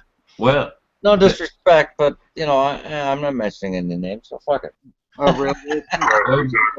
realistic date. 2030. 2017. That's not enough time. Like Don said. 2020. Sorry for being gone. Excuse me. Had to take care of the wifey. Thank you all for holding it down while I was gone, and thank you everybody for still hanging out with us, 25 viewers, and welcome to the set, Kush. I know Mario had to go; he was tired, but we were all in a chat, TR. I don't know. Again, we're not going to say no names, but I guess a couple of weeks ago, Don and Kush, and Stan, we were in a chat, and basically we were talking about this, getting it public. Like Don said, the more we talk about it, the more exposure we get, the better. But as far as putting dates on things, you can't really. That's not how you do it. Oh, he was in the whole time. Well, then just put him down. No. With You him. can't put a date on something that, for one, You just left him. obviously there's already other powers in control and are pushing their agenda. You have to try to be the peaceful person as much as possible, like especially in a democracy that we have. If the machine comes out public and sets a date or something, yada yada yada, then that's something entirely different. But as far as setting a date to get everybody together, you gotta get people on the right page, on the same page first. Yeah, and like we said, that's not going to happen until people start to get hungry or completely uncomfortable. You have to look in the mirror. People have to look in the mirror. They have to stop blaming, pointing the fingers at everybody, and come together and, don't sing it, bring it. Well, I think we're all on the same page. We are. But We are. you have to prepare now for what. Like I said, I don't mean to be, because I don't think I can start a revolution by myself. No. And I think the system is so fucking corrupt and so fucking big that what we have to do is lay the groundwork to when the shit hits the fan, we have a groundwork already laid out. We have a foundation already laid out. And then we react. I don't think we can really, right now, don't get me wrong, right now, I don't think we can start it. Some event would have to happen to trigger it. The only shit hits the fan I see is a world war. That's it. Yeah. Other than that, this system of corrupt government will hop along on band-aids and crutches forever. But we already see them preparing for that. Yeah. Right? We already see the governments taking their stances in different ways. I mean, if, a couple of, hell, 2,000 of us could fucking go march Washington armed and try to take over and all that. Guess what would happen? I mean, you're going to get Slot slaughtered. us down. we're going to get swatted down, and then we'd be all a bunch of crazy motherfuckers. That's what we reported, I mean, I hate to be that pessimistic about it, but I'm just being realistic. If you took 5,000 people over there and you were fucking serious, I mean, shoot people fucking serious, things might actually happen. But, when I'm not saying the police shoot at you, you scatter like cockroaches. The police shoot at you, you shoot fucking back. And you don't go nowhere. And I guarantee you something would happen. I'll guarantee you that. Yeah, but at the same time, as long as Dancing with the Stars and all that shit was still going on, I don't know that it wouldn't be swept under the rug and wrote off as a bunch of crazy people, just like Waco. Yeah. Waco was what, 180? 80 something people got killed. I'm talking 5,000 people with arms. That's a totally different thing. I agree, but I disagree. You'd have to be willing to go to your grave. Yeah. Yeah. That's what I'm saying. I don't think we have the numbers for people to walk away from their life, walk away from their wife, their kids, their home. It's not bad enough for people to even think about doing that yet. Yeah, we're not at that point yet. And I'm going to tell you this much, I'm not enthused to even thinking of a civil war or anything like that in this country. No. Anybody that has actually experienced war hates it. A lot of people think they're ready too. Unless you're fucking crazy. Anybody who has gone through basic training and has the realization of what they could do to another human being comes to that realization, even before going to the theater of war, if they have halfway of a, an intelligent brain on their heads. Yeah. Well, let me get my answer before. That's why I always say there will have to be an event take place. I don't know what the event will be. Don't get me wrong. I'm not, saying what needs to happen. I'm just saying something that will have to happen. We cannot trigger this on our own. I don't think. Anyway, that's my opinion. What's funny is that people that think that they're ready for it, there's a lot of people out there that basically say, what the fuck are we doing? Fucking sitting on our asses, jerking off, yada yada. And I've said this before in chats. And I say to these people, it ain't time. But the people that have got that scratch, they're fucking at their boiling points, at their end of the ropes. Chill the fuck out, because war ain't pretty, and people wish that things get set off right now. But those are the motherfuckers that I feel sorry for. Not all, but most. Because when you say that you're ready, you can never be ready. And motherfuckers today that are talking about war and let's get it on. You want to fucking, and that shit that was happening with Syria a few months ago, people were like, yeah, that's what the fucking Americans need to do. Yeah, right. You want to start that serious shit? You want to go out like a fucking outlaw? Then go fucking to it. Let me see what you can do, Billy Badass. Yeah. And I'm not talking for the panelists. I'm talking about those macho men that think they're fucking wannabe fucking special agents and thinking they can take on a war. They'll die And fast. I'm telling you, Dom, I hear it every fucking day. They'll die fast. Of course they will. Yeah. I was in Desert Storm, and let me tell you, I did not want to be there. I was in the fucking desert carrying the M16. I did not want to be there. It was not my fight. No. And you're a smart one, too. I talked to Uncle Mikey, he was a SEAL, and basically he's been there 6 times. He said, I can't go number 7, G. I won't make it.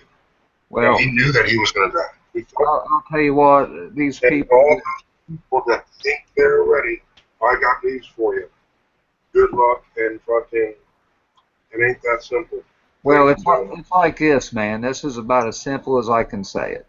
If they want war in this country, are they willing to see their parents, their children, their wife, their loved ones dead? Because that's what's going to happen. And they talk a good game, Doc. They talk a good game. They're like you and TR, for the people out there that smell it, that know it, that felt it, that been through it. Like, my uncle and shit. Like, I talk to him 2-3 times a day. And we talk about it. We laugh about it. He hears the same shit. They don't know what they're asking for. They don't know what the fuck they're fucking wishing for, brother.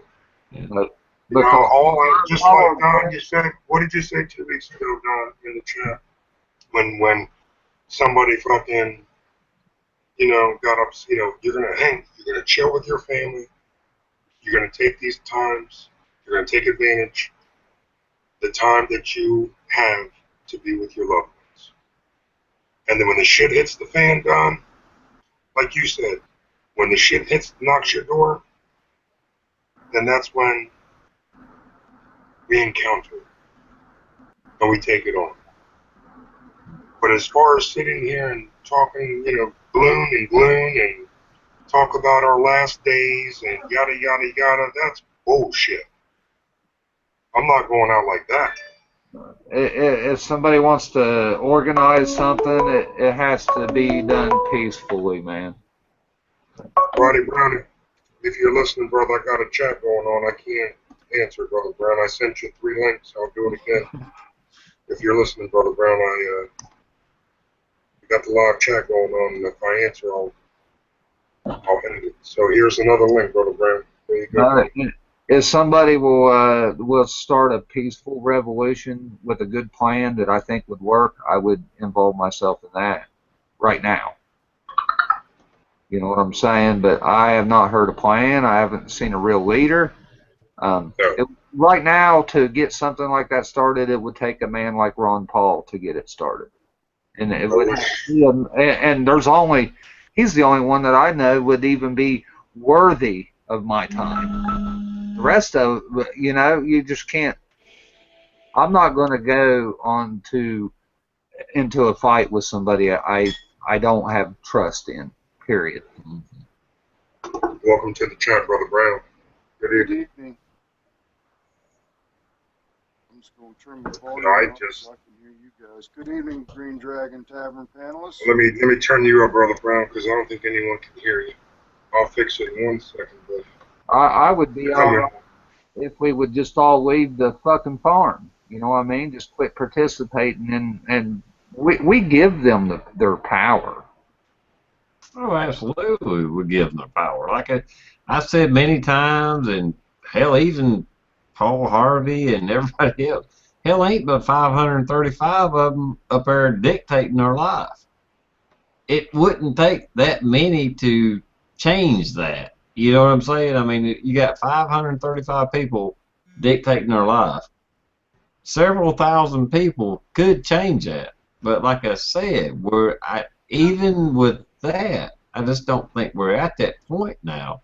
Because even if 2,000 of us, marched on Washington, and hell, even if we was armed, we would be turned into the bad guy and mowed down by drones or helicopters or whatever. And you know what I'm saying? Because the majority of the people they're cool with what's going on right now. It's because we're underfunded. We're Yeah. way underfunded. We need our own TV network that puts on the 6 o'clock news. You know what I'm saying? We've already got, and I don't know, there's some down in the States as well as here in Canada, but there's groups or communities that are starting to form their own communities and neighborhoods. And they're actually coming up with their own currencies, or they're using a barter system. That has to be done on a huge scale to put a dent in this monster. Well, if more communities followed suit, then it would actually it would be a beast to handle, right? And it would make the government wake up. It would be nice if it was a solid plan that was grassroots, that you knew was going to grow and anybody could participate in. You have to take people that's spread out, 2,000 miles deep and 3,000 miles long, and you have to give them a system they can all participate in. Then you'll have something. Don't ask me what it is, because I ain't got the damn answer. Yeah, and you have some of these communal farms that are popping up too, where they have residences on site. And you basically live there, and everybody joins in growing like organic crops, and they sell that off to. And some people call them cults, but all they are is they're just people who either do have families. Some of them do have like residence for families, but for the most part, a lot of them are single, younger kids, and they're just working on organic farms, making money, and they're living green, and they're living very light on money, right? And doing it well, and creating a better product for the community at the same time.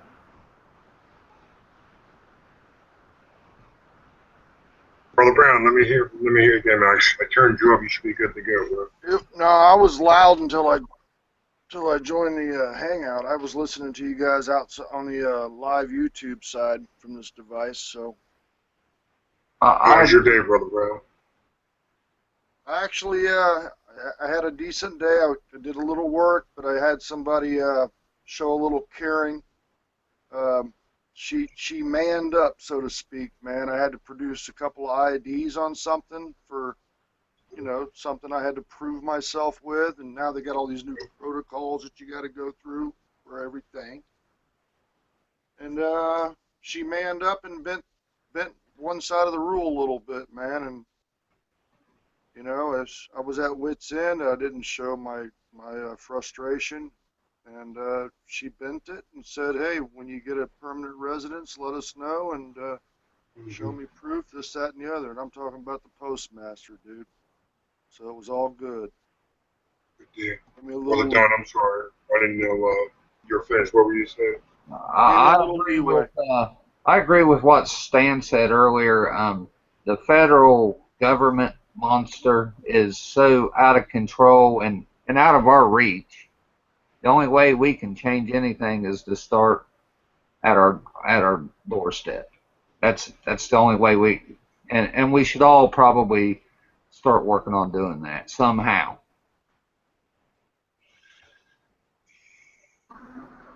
That's the only way to do it peacefully. Period. And this is a lifetime commitment too. This is something that you have to take seriously and do every day of your life. If you and you could affect your small township like that. It's definitely not going to happen overnight, but like you said, man, how you even know it? One bite at a time. If you chip in, you basically get everybody on the same page and get that fucking racism out of everyone's head. Get that good drive. Don't let the machine drive us apart, you know, because that's not what they want to see. They don't want to see it too strong. They want to combine and get everybody on the same page and get this thing together at full blast. It would be a lot easier to overcome, but it's harder to overcome when they're fighting amongst each other and can't even get along in a fucking Google Hangout. I mean, you know, just like all these damn communities, you know, like I said it before, you know, on the G Plus, all these different communities. My God, they can't even get together on a chat because everyone's all fucking split up. You know? That was my message a few months ago when I ran that chat over here. I had everybody here, all from different types of communities and yada groups or yada yada yada. When you bleed red, white, and blue, brother. You know, I'm not gonna sit here in the fight and not help somebody because they're in a fucking prepping community or a fucking Republican community or whatever. We all need to join together, brother. That's why I said in Ferguson they fucked up. Staying in 7, 8 groups in a fucking community. You're in a community. You're fighting against the power, against the man. And you're gonna split up and act like fucking different teams. You join together. You pick out a leader. You get a plan going, and you stand together as a neighborhood as one. Yep. You can't even fucking have a neighborhood that's fucking in flames and that is against tyranny and against fucking pellets and fucking tanks and yada yada. You're scrambling around like you're on a fucking East Coast, West Coast, this team, Paragon, Jackson, this one, that one, doctor this, doctor that. You can all get fucked. Because that neighborhood will be scarred forever. And that's definitely not how you fucking stand against the man, by separating yourselves and fucking acting like a bunch of fucking caged animals. Well, you do it Take like that shit on. you do it like they did in Iceland. You go after the fucking leaders. You don't go after your community. You go after the leaders. You know? Well, that's the thing. Like when they went after the banks in Iceland, like they went after the people who were the root of the cause or the root cause of the problem. You know, they didn't. It's not how many you take out or two you take out. You got to go to the right source. You got to go to the source. But they didn't only do that once. They did it twice. Right. Of course. How many? The first time around and the first round was like, what, 7 or 8 different nights or whatever? Putting a neighborhood on a fucking curfew? Putting a neighborhood in a curfew and shutting down the whole fucking operation and setting that motherfucker on fire. And you mean to tell me that's your answer? That's your answer? Is the fucking, and I don't care who did it. I don't care. Oh no, gee, those people that lit the bitch on fire, they weren't from the neighborhood. I don't give a goddamn. It was done. That is not how you go about it, my friend. That's called. They should have been law-abiding citizens and put an end to them people that were burning them buildings down out there. Yeah, how about they do what the Mexicans did down in southern Mexico there, where they got sick of the police force, and they just walked in a bunch of the farmers and arrested the police force. Let me give you an example. I got 24,000 people in my neighborhood. That's how many people I got in my neighborhood. 24,597 to be exact. You mean to tell me that if you put everyone together, you forced everyone together and got everyone was on the right side, one side, that's hard to overcome. 24,000 people. We have the power, but we just can't put the pieces together. And that's what's sad, and that's what hurts, is that we outnumber them. But we just can't get on the same page. And that's what's sad. And that's what the propaganda is for, to keep everybody looking in different directions. That's what the media is for, period. Exactly. They are part of Bankerstain. That's what I call media, the propaganda machine. Yeah. They are definitely part of the system. They're an important part of the system, and they play ball with the system. Sure. They overcome the system. That is our speed bump. That is our hurdle. That is our. When you got the heart and minds, right? When you got a hold of people's hearts and minds, that's easy to control. Yeah, I mean, I'm not going to say any names, but anybody that, if you talk bad about Obama, all of a sudden you're racist. It's like, no, I'm not. I don't give a shit what color or race he is. Right. But just because I talk bad about him, don't mean I'm a racist. And now automatically they develop pull the race card pull the race card, and okay, yeah, you're a racist, so anything you say don't count. And you know what? Let them speak that shit and keep it moving and keep it going, because, like I said, that's what they want. Talked about, like I said the other night, the racism is hard to overcome, and it's not just come from the whites; it comes from both ends. Yeah. It comes from both sides. That's the problem. It takes two to overcome it. All the protests we seen there not too long ago. As soon as they threw up the Black Lives Matter, that right there drove a wedge in everything. And I don't know if they realize that, because that could have gained steam. That could have got really, really big if it would have been everybody matters. That could have been huge. Yeah, I agree with you, Don. I don't think the police brutality protest should have been racial. It shouldn't have been cops against blacks. It should have just been cops overstepping their bounds, and they are the ones breaking the law, not the innocent people. They've been breaking the law for God knows how long, brother. I mean, it's going to take everybody to realize it's that simple. It is. It's that simple. Whenever something like that starts, any of the race baiters come in, you throw them out of your fucking town. Period. You know what I mean? And that's the only way that something like that can grow. That's it. As soon as race gets involved, it drives wedges, and it always will. And these criminals know this. It always works. Well, they look for any type of difference to make people, I don't know, kind of like push away from each other and turn brother against brother, so to speak. Divide and conquer. Yep. And they've been doing it since biblical days and studied it. They know what works and what don't, and race is a powerful tool.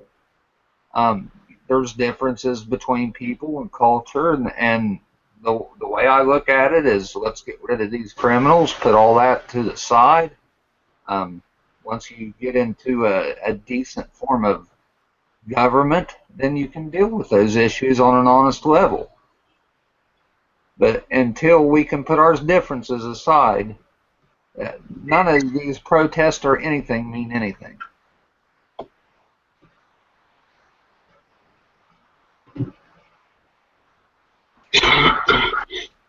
And that's what the people are not trying to do. It takes work. We have to change. If we want it to change, we have to change. And I don't think there's enough people out there to say, hey, let's just drop racism. Racism has been here before we were born, and it's going to be here after we die. And that's what the sad thing is. I hate to be like that, and I hate to be negative, but man, y'all know where I live, and I see more and more every day, unfortunately. Here's the way I feel. I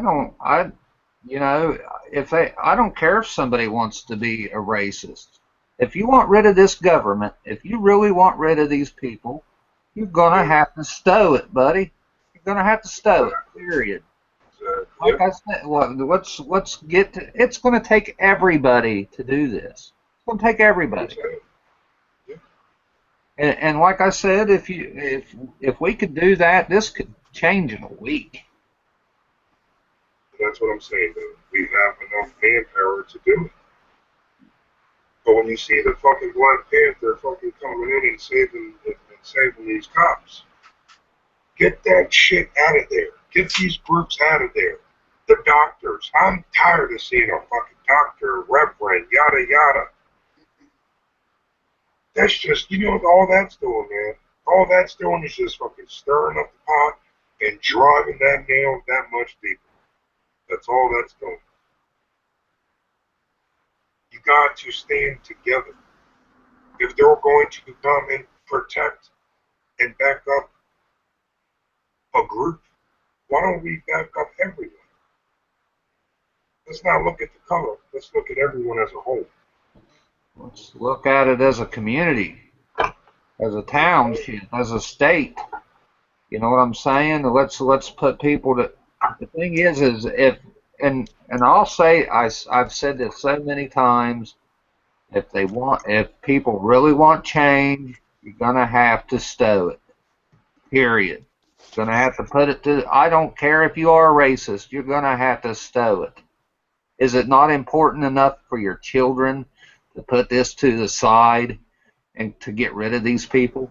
It is to me. You know what I mean? Yep. Oh, absolutely. I'll put everything to the side to get people together. I don't care. It's about a better life for our children. With a simple train of thought could change everything.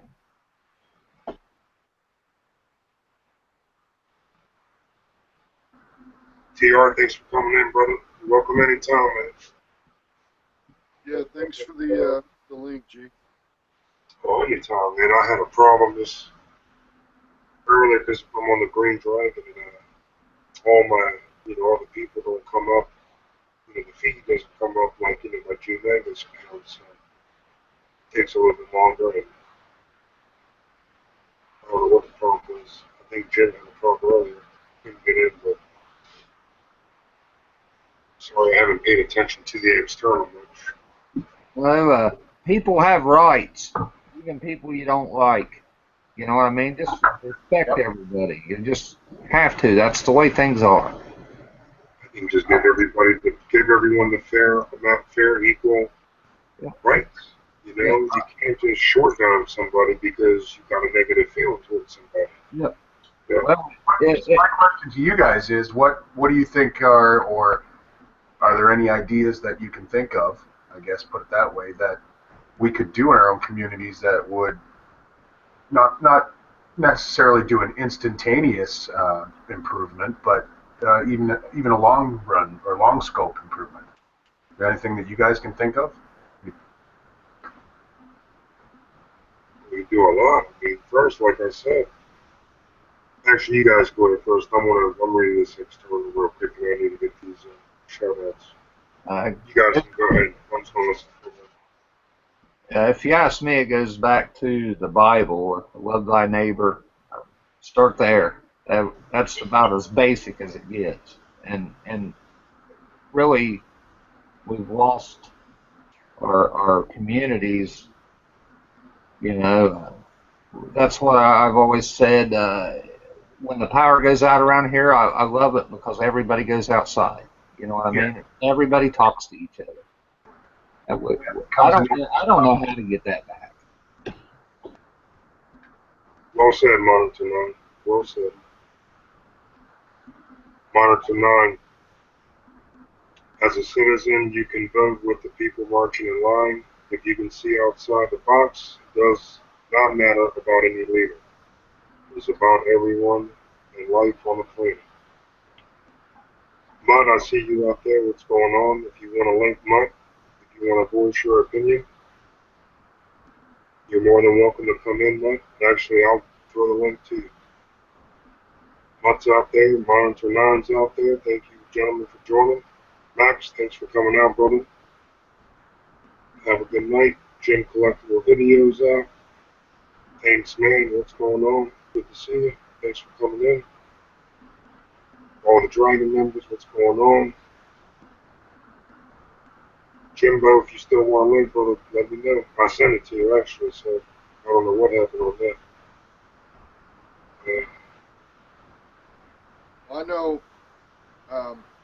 and I agree 100% on the when the power goes out type of deal. 2 points that one that I agree on that is because when hard times come down, like ever since the crash, so to speak, on the economic thing, hard times, it seems to me, brings people a lot closer together. It's a shame that it has to be that way. And the second thing, and then I'll mention a third, but the second thing is that, like when we had hurricanes down here and we lost the power at people's houses, didn't so much get torn up in my neighborhood, but we had a shitload of trees down, excuse my language, Google, and all this. You know, you notice your neighbors, you finally, I mean, I know my neighbors, but people that didn't know us were out raking their lawns, and we had a chance to work together, meet each other, get sort of connected, you know, and realize, hey, man, you know, I didn't know you lived down at the end of the street, but we all jumped in and joined together, cleaned the road off so that people could drive by or whatever. And thirdly, what surprises me, and I still do it to this day, and I don't mention names when I do it, but it just amazes me how many people do not know about Google Live, the Google Hangouts, not so much that, but the YouTube live channels. I mean, I talk to people, they got to know about YouTube, but then I said, man, have you ever heard about Google Hangouts, man, where you can go in and meet with people and hang out and banter back and forth?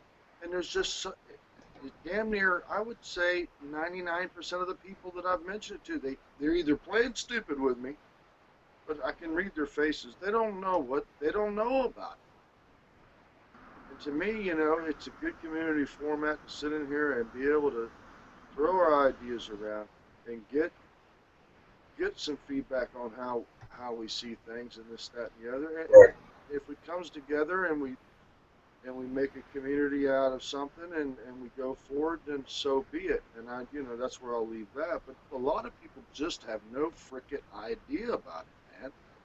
Well said. And that's how I promote, that's how I try to change it on the street level for me. I think that was the theme, is how you're trying to, what can you do? For me, I promote it, man. I mean, again, I don't mention names and channel names. I said, you ought to check it out sometime, because this is what I do. I tell them what I do. Yeah, I go in, sometimes I'll mention when I just got a beer review. I'll just throw that out there for a gimmick and a game type thing, just a fun topic, and see what comes of it, but they don't have any idea what's Yeah. And that's what I try That's to what, do. you're right, brother. That's what Don was saying. Don was, saying earlier, we got the dragon. We can get that pumped out. We can get that cranking, and the And more we get in here, and got the more we can spread the word, and the more we can go live with it, we will definitely get hurt. Just got to keep cracking the whip. We can't let up. Can't let up. We need to expand into other communities that already exist on the internet in G Plus and reach out to them and try to get them involved. Exactly. Get involved with them. You know what I mean? Mm-hmm. That's the only way, man. You know what I mean? We can use this as some kind of a tool. I don't think anybody really knows how to do it yet. I mean, but I think if other communities on G Plus, that's a powerful thing. Look how many people. And again, I don't know. You might, Brother Brown might know the numbers better than me on this, but as far as G Plus, because I know Ronnie Brown's been on it longer than I have, but look at G Plus and the YouTube. Look at all the people on it. People on this. You're talking. I mean, gosh. I mean, I don't know. Even if I was to take a guess, I know it's a lot of fucking people.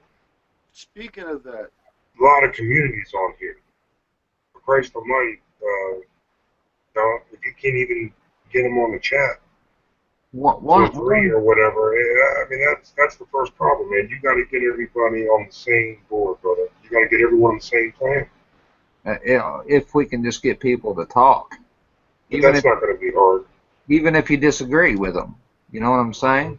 That's how ideas spread. Where are we at? Where are we at on Tuesday night? Saturday night, Yes, sir. I'm limited on how I can connect, and I'm glad to be, how I connect with you right now. But anyways, Saturday night, I went to another spot, this, that, and the other, but it was on YouTube/G.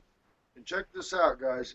I've said this before, and I can't really name. What I want to nail is that there's a lot of times where I hear people talking, and doesn't mean that my heart's not in it. I agree usually totally about everything that's going on with people that I sit with. The effort, people get frustrated when I hear them talking about, hey man, this effort that we're trying to propose doesn't seem to catch on. Let me tell you, like G mentioned, the numbers. Just because we're not seeing results on the effort doesn't mean that there's not 2 or 3 or 4 worlds inside that G Plus thing that are doing the same thing. We're just not there hearing it. That's all. And reason being I say that is because Saturday night I was sitting in somebody's live YouTube. I was on a YouTube view, and this guy was a different ethnicity than me, but he has a heartache on his shoulders because somebody's playing the racism card.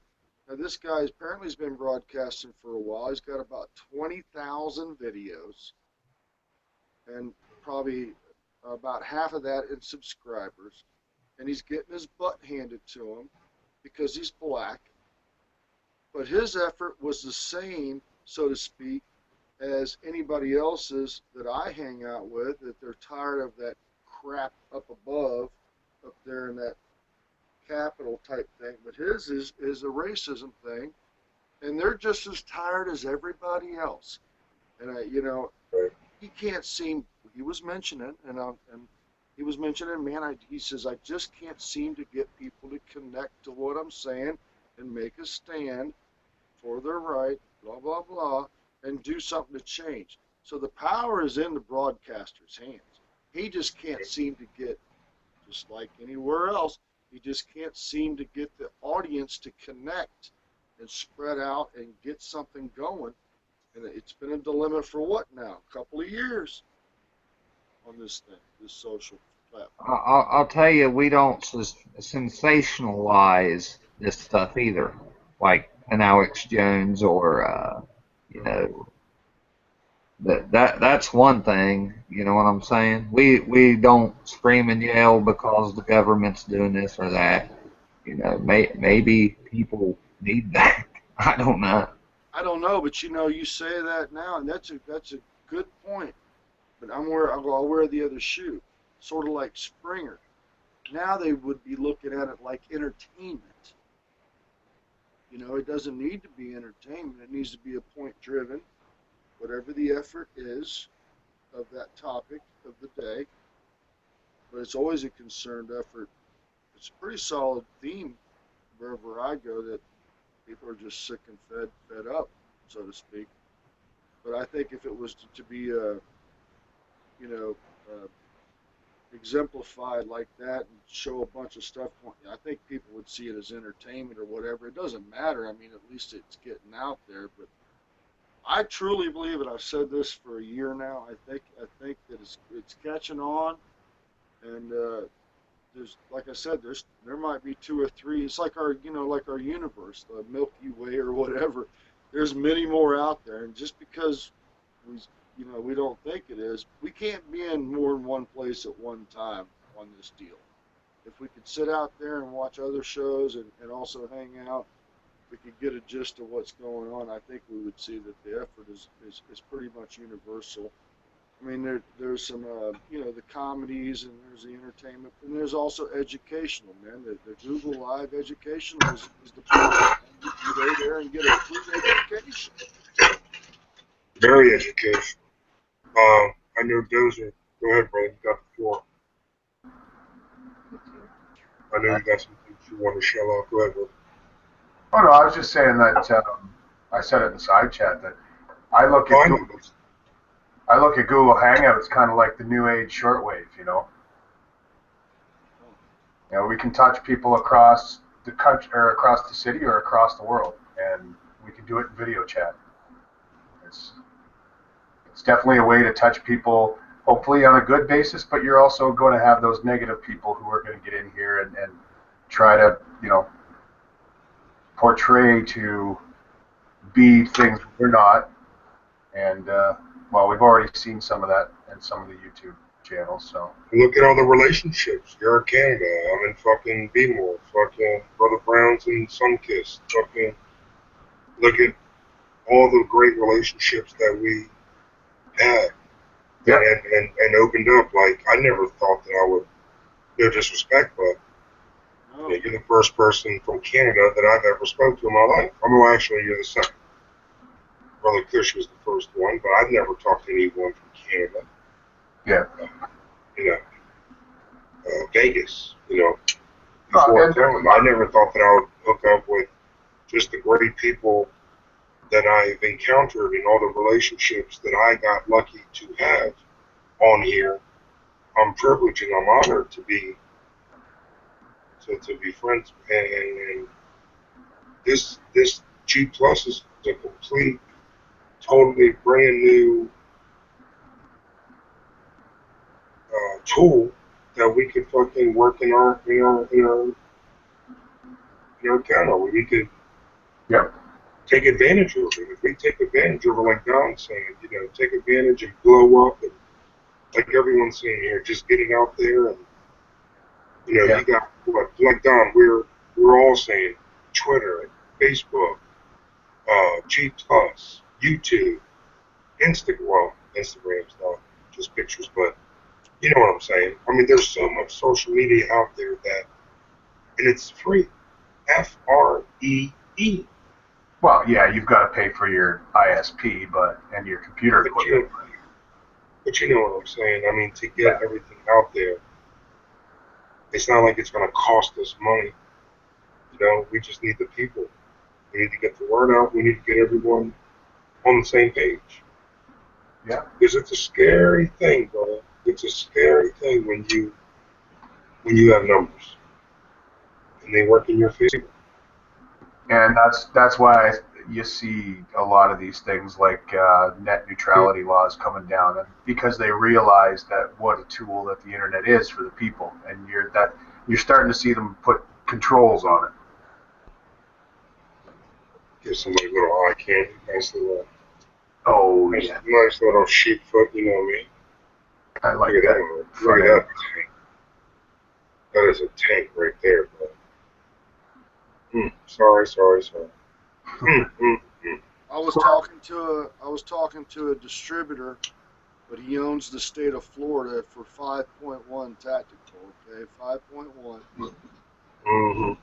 I went and made a delivery, and he's actually an equipment supplier for, of course, the sheriff's departments and all that. But he was sitting behind the desk of a vehicle company that builds the cop cars, the ambulances, and all that, like they put the graphics on partitions.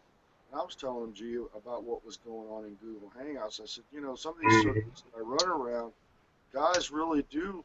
I mean, I'm a 5.1 fan. It's only because of the clothing that I bought. They got some great gear. And I was telling him about it, and I said, dude, you know, you ought to come into a hangout sometime, or at least go to YouTube and watch a channel that we run in, and see how you like it. And if you like it, you know, give Mule or somebody with the keys permission to throw your logo up and put a link down there. You know, and maybe give us a 10 or 20% discount on an online order or whatever like that. You'd be more than happy with your results, I would think. And he was surprised. He didn't know what was going on. That's why I say I try to, again, I don't usually mention channel names and stuff like that because I got to see if they're interested first and secure before I would even run anything past that. So, you know, it's just one of the ideas. I said, hey, dude, you know, you at least ought to give us a try. Come check us out live sometime and see what you think. You know. That's right. Gotta get new blood in here, man. More the merrier. You know, to have a More the sponsor, merrier. so to speak. Maybe somebody can use a sponsor and have them hook up with the main man and do this, that, and the other. And next thing you know, things could be working out.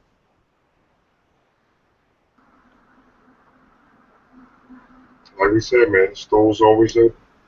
If somebody wants to come and drop a good word, man, you know, shout outs to Brother Care, Brother JJ. Hope everything is good. Brother Smurf.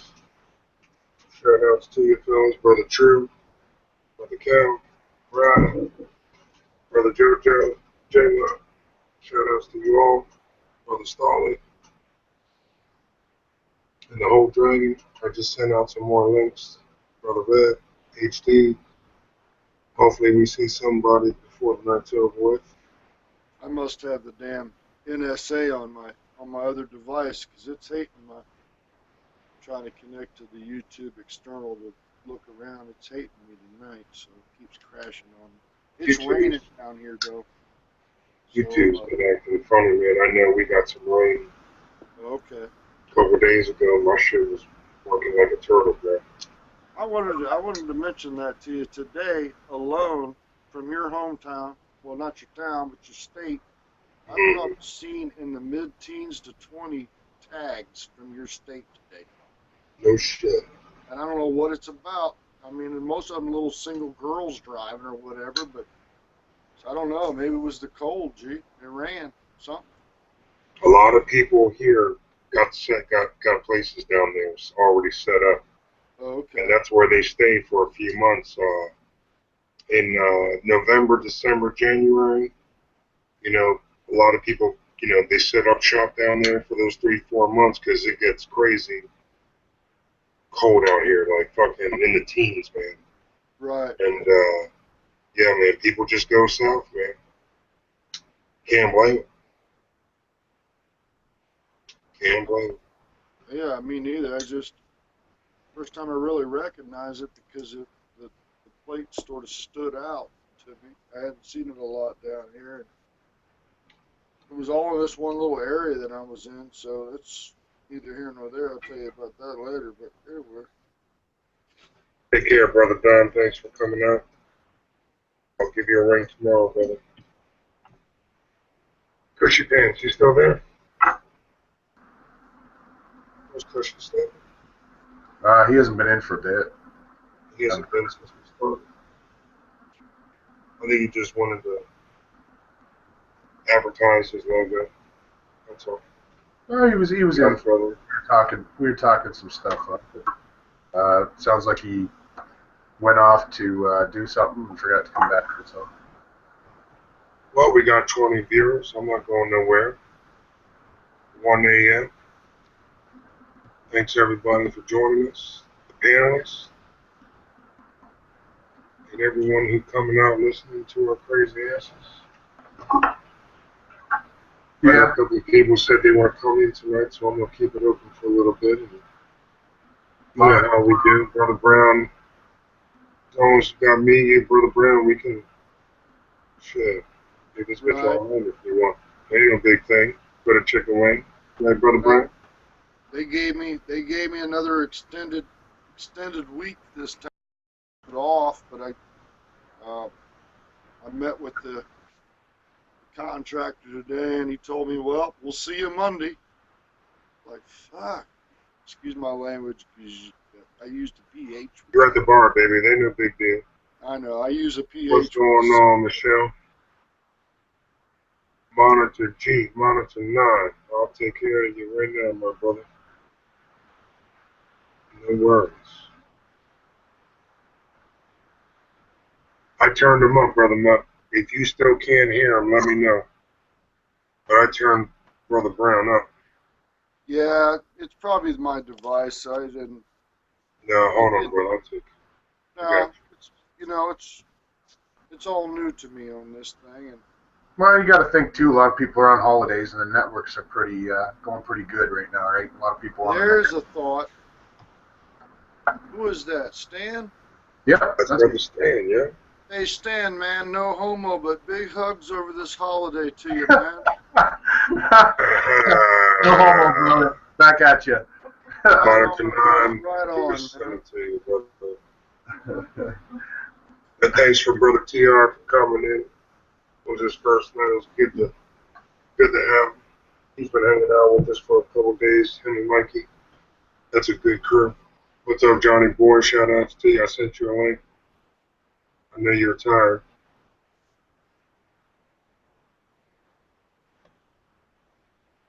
Yeah, that rain really does something to my Stan. Shout outs to you, brother Tony. Tony. Hey, really, shout outs, Tone. But damn, it's amazing what rain will do to a Wi-Fi connection. Like, it's only about 100 yards from. Oh yeah. It'll dampen the RF signal for sure. Right. Yeah, Check it out. I investigated a satellite net, which I hate, so to speak. I've never used it, but I've used their partner for TV. Gotcha.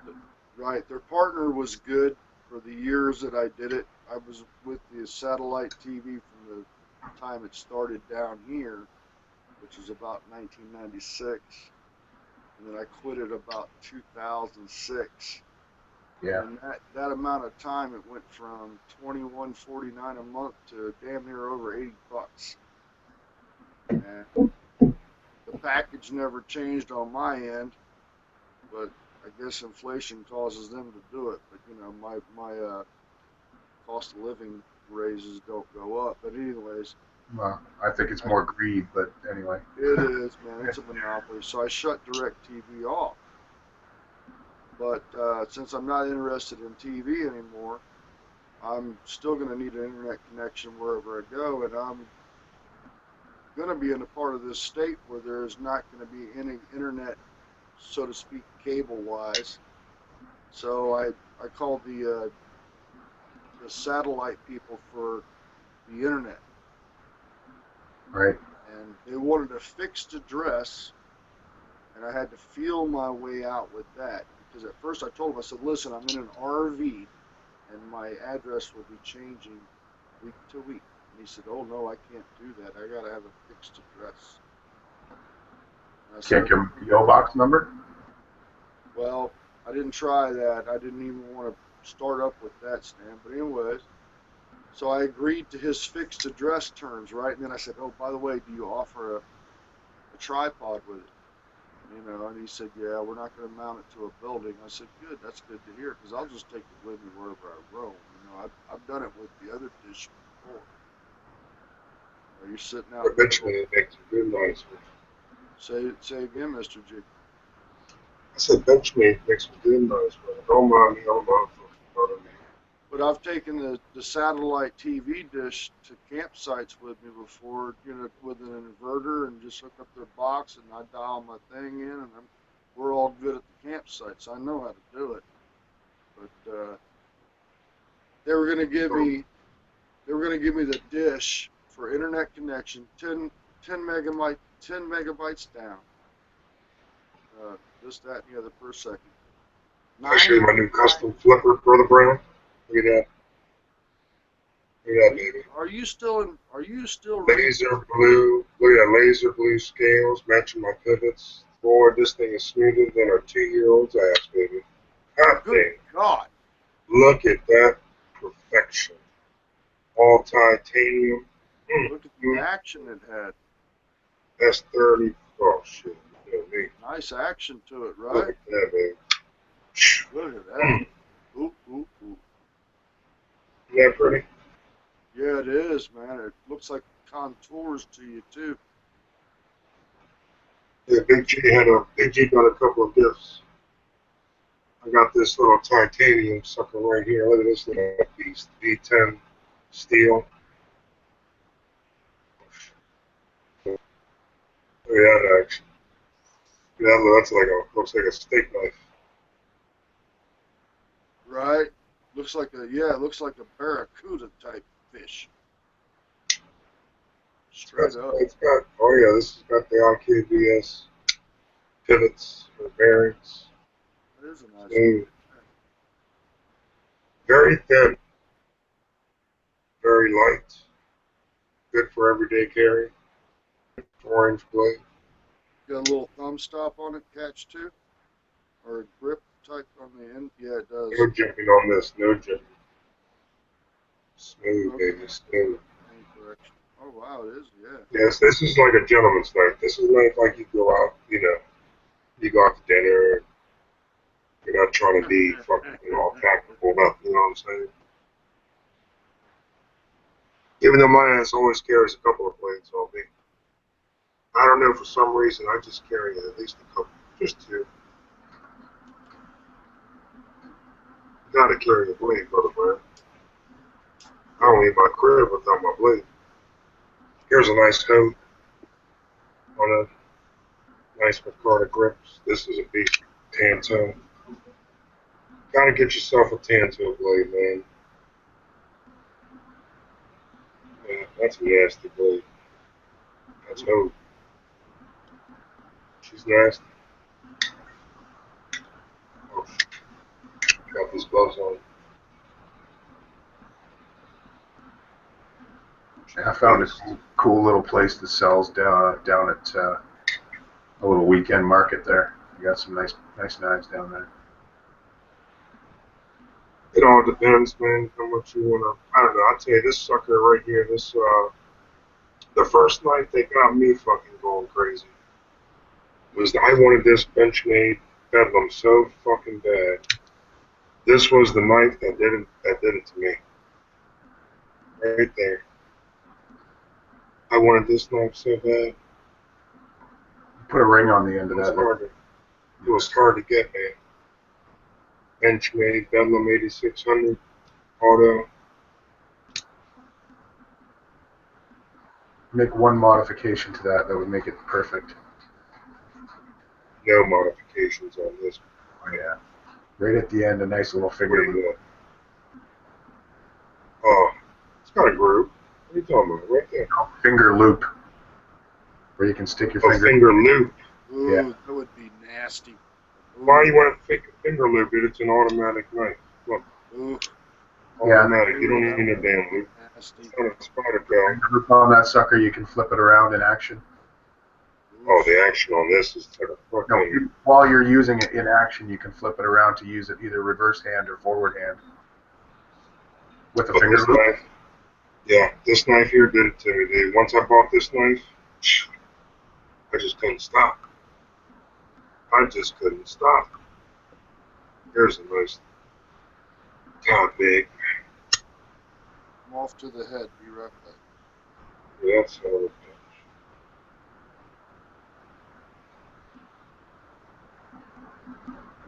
like stainless. Wait till you see the new beast. The new beast is coming.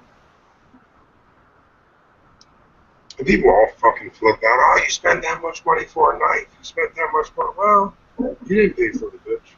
I paid for it. Back off, Scooter. You know, don't worry about how much I paid. Don't worry about this. Don't worry about that. I'll tell you, for a good value knife, man, those CRKTs, I told you, those are good knives, man. Like this M16 right here. You know, these are the ones that come out of your pocket. Shout out to Big Tech Daddy.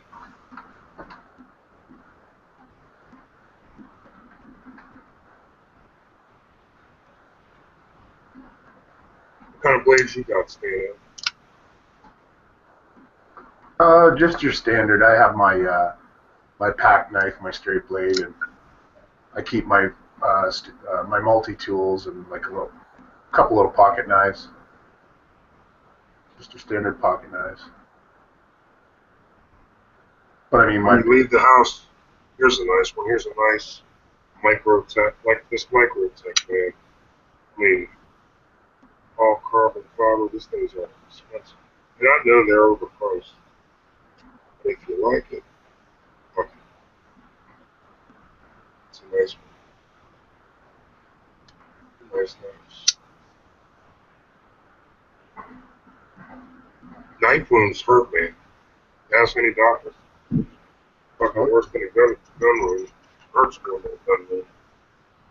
Fucking when you get stabbed, dude, and you get split up, that shit hurts, man. Shit burns.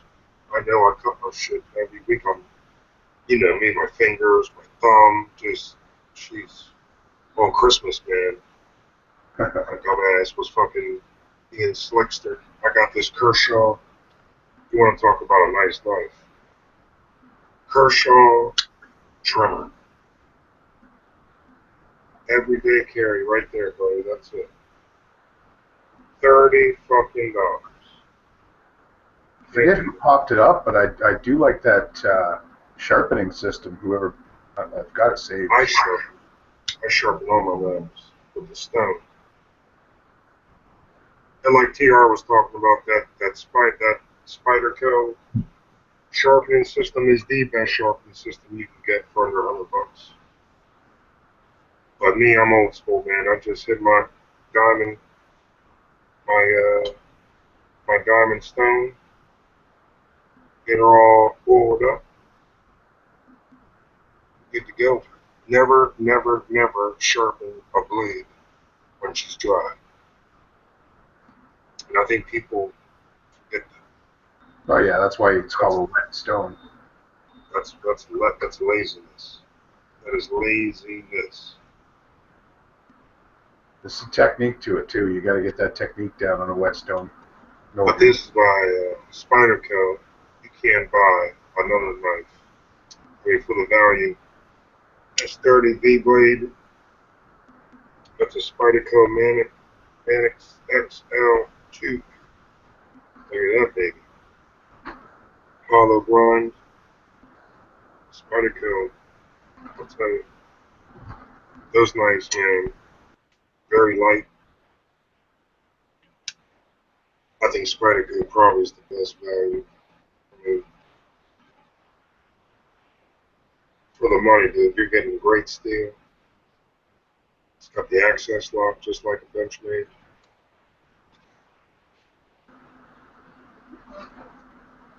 It's got that gripping, that jipping that you like for the brown. Look at that jipping. Right. Streamline, look vertical. This is one of my favorite knives, man. You can choke up on it. Spyderco. Got Yeah. the jipping on the blade. If you see it, this is my favorite. This is one of my favorite blades. I would have to say. And that one's a good. That one's a decent price too, I do believe, right? It was like $180. 100. I don't know what they're charging now for these things. They're expensive, I know, but it was closer to $200. I believe. I think. Don't quote me. It could be like $150. You lose track, man. You can't keep track how much money you spend on all of them. Right? I just buy it. Okay. So Like I nice. said, you don't gotta spend hundreds and hundreds of dollars. Like I was showing you this fucking CRKT, man. I saw a nice set of throwing blade. That well, place that I'm talking about. Well, here's what's funny is just here.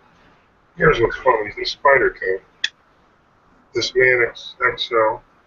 Okay, I believe I don't know, it's like 150, 160. Again, I can't remember, but yada yada. She's almost 9 inches. Yeah. Over there. And then here you go. Here's a CRKT. Okay. Much beefier. That looks pretty much familiar. I mean, it's close. She doesn't have better steel on her, obviously. You can tell it's beefier. But again, it's it's about $120, $30 less than a Spyderco. This bitch right here was $20. $20. That's 4-inch blade, 5-inch handle, 9-inch even, overall length. CRKT, man, they stepped up their game. But that's the point. You don't got to spend hundreds of dollars to get a nice blade. No, I saw a nice set of throwing knives too at the place I was talking about for about $10, $20. I really never got into throwing knives. I'm not gonna lie to you, man. I don't use all my knives. People can make fun of me, but I'd be damned if I'm gonna use. I'll sit here and just sit back and just stare at them, play with them, whatever. I'm not gonna spend $300 and go fucking. Set yourself up a little dartboard there. Set yourself up a little dartboard there in your man cave. What is it? This ain't my man. This is my office, right? What do you say? Say what up? Put some pictures up. What did you say, Dozen? I said put yourself up a little target area there in your man cave, and you put some pictures up there and have a little practice your throwing. Oh, I already got that, brother. I got that. I got my little lane outside the office. I told you I got a 25. It's like a 25-yard lane I got here with a nice little backstop. Absolutely. We work smarter, not harder, baby. Absolutely. We got that, brother. I'll show you tomorrow. I'll show you in the daylight. I thought I showed it to you. I'll show it to you tomorrow. Yeah, no worries. No, but I'm just saying that's the way to do it, and then you can just sit there and practice while you sit there. You ever throw axes, Stan? Yeah. A lot of people are getting into that shit, like throwing axes. My uncle, he does a lot of, he cut down trees and he used to split wood, and he actually sells it for firewood, so he used to play with the axes a bit. Yep. Chainsaws. Like I said, I'm going to wrap this up here probably. Thank you guys for everyone listening. We still got 20 people watching. Yeah, you never know. I'm telling you, man. People like to hang out and chill with us late night, man. It's fucking, what time is it? 1:11? Ain't that late. Monitor 9, I sent you a link. I don't know what happened. I'll do it again. Monitor 9 wants a link. Anybody else wants a link, just shoot a message in the external, and we'll get it going. Copy. I don't have monitor 9 in my circle, but let me see if I can find it. Shouldn't be that hard.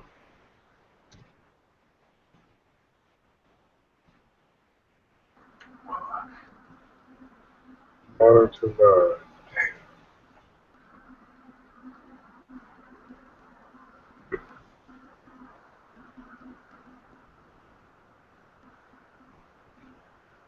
Anywho, I think I'm going to roll out, G.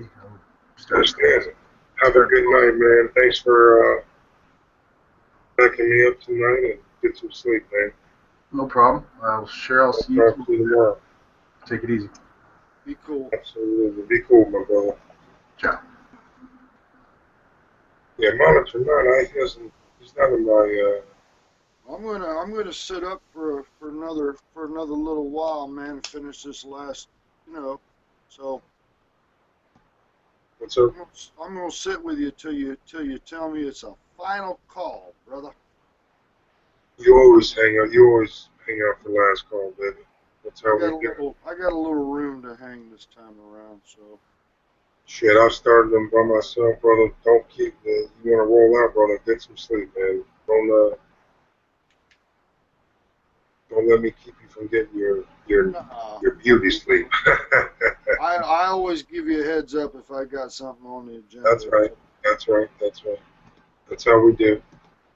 I'm gonna turn on my hotspot here in a second and try to get my computer running on the backside too.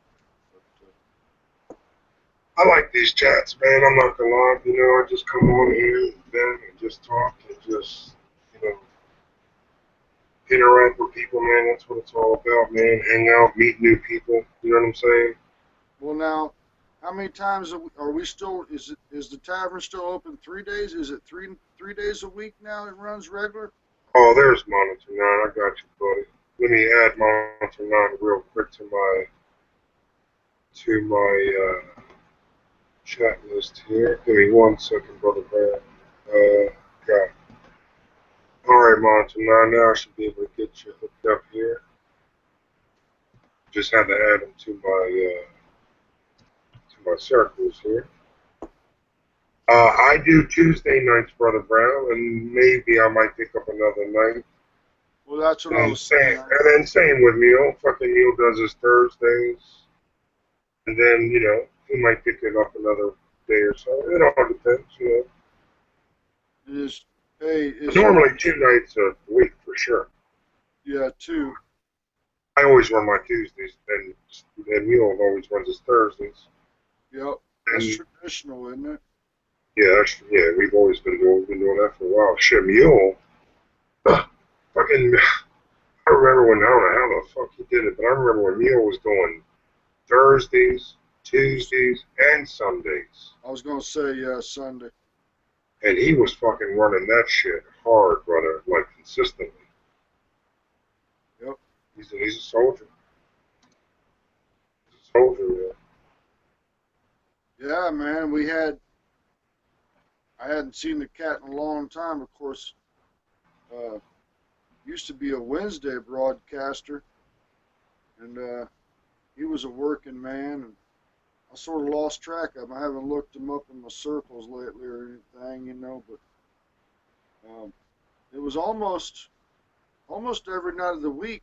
Of course, with the 5% things and everything, almost every night of the week you could find a nice little hangout. Absolutely. Absolutely. I remember I was running a couple of nights a week. I was running it hard too, man, but they do take time, and they take a lot of your time, and especially when you got 2 little ones and your family and your wife, and it's just hard to get on here. Well, it's like the old song, you got to keep them separated. Yeah. I mean, there's been times when I couldn't run a Tuesday night just because of family, and it happens, just like me. Sometimes you can't run your chat.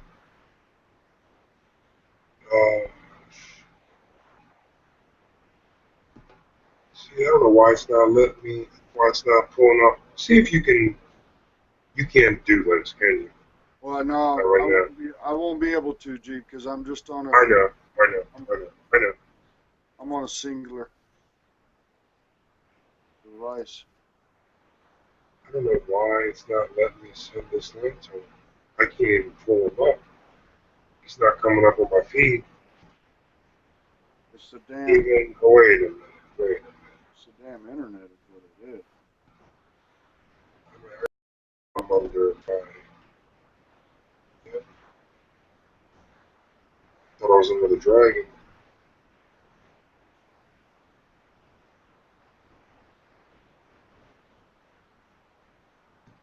So what's going on with business, brother?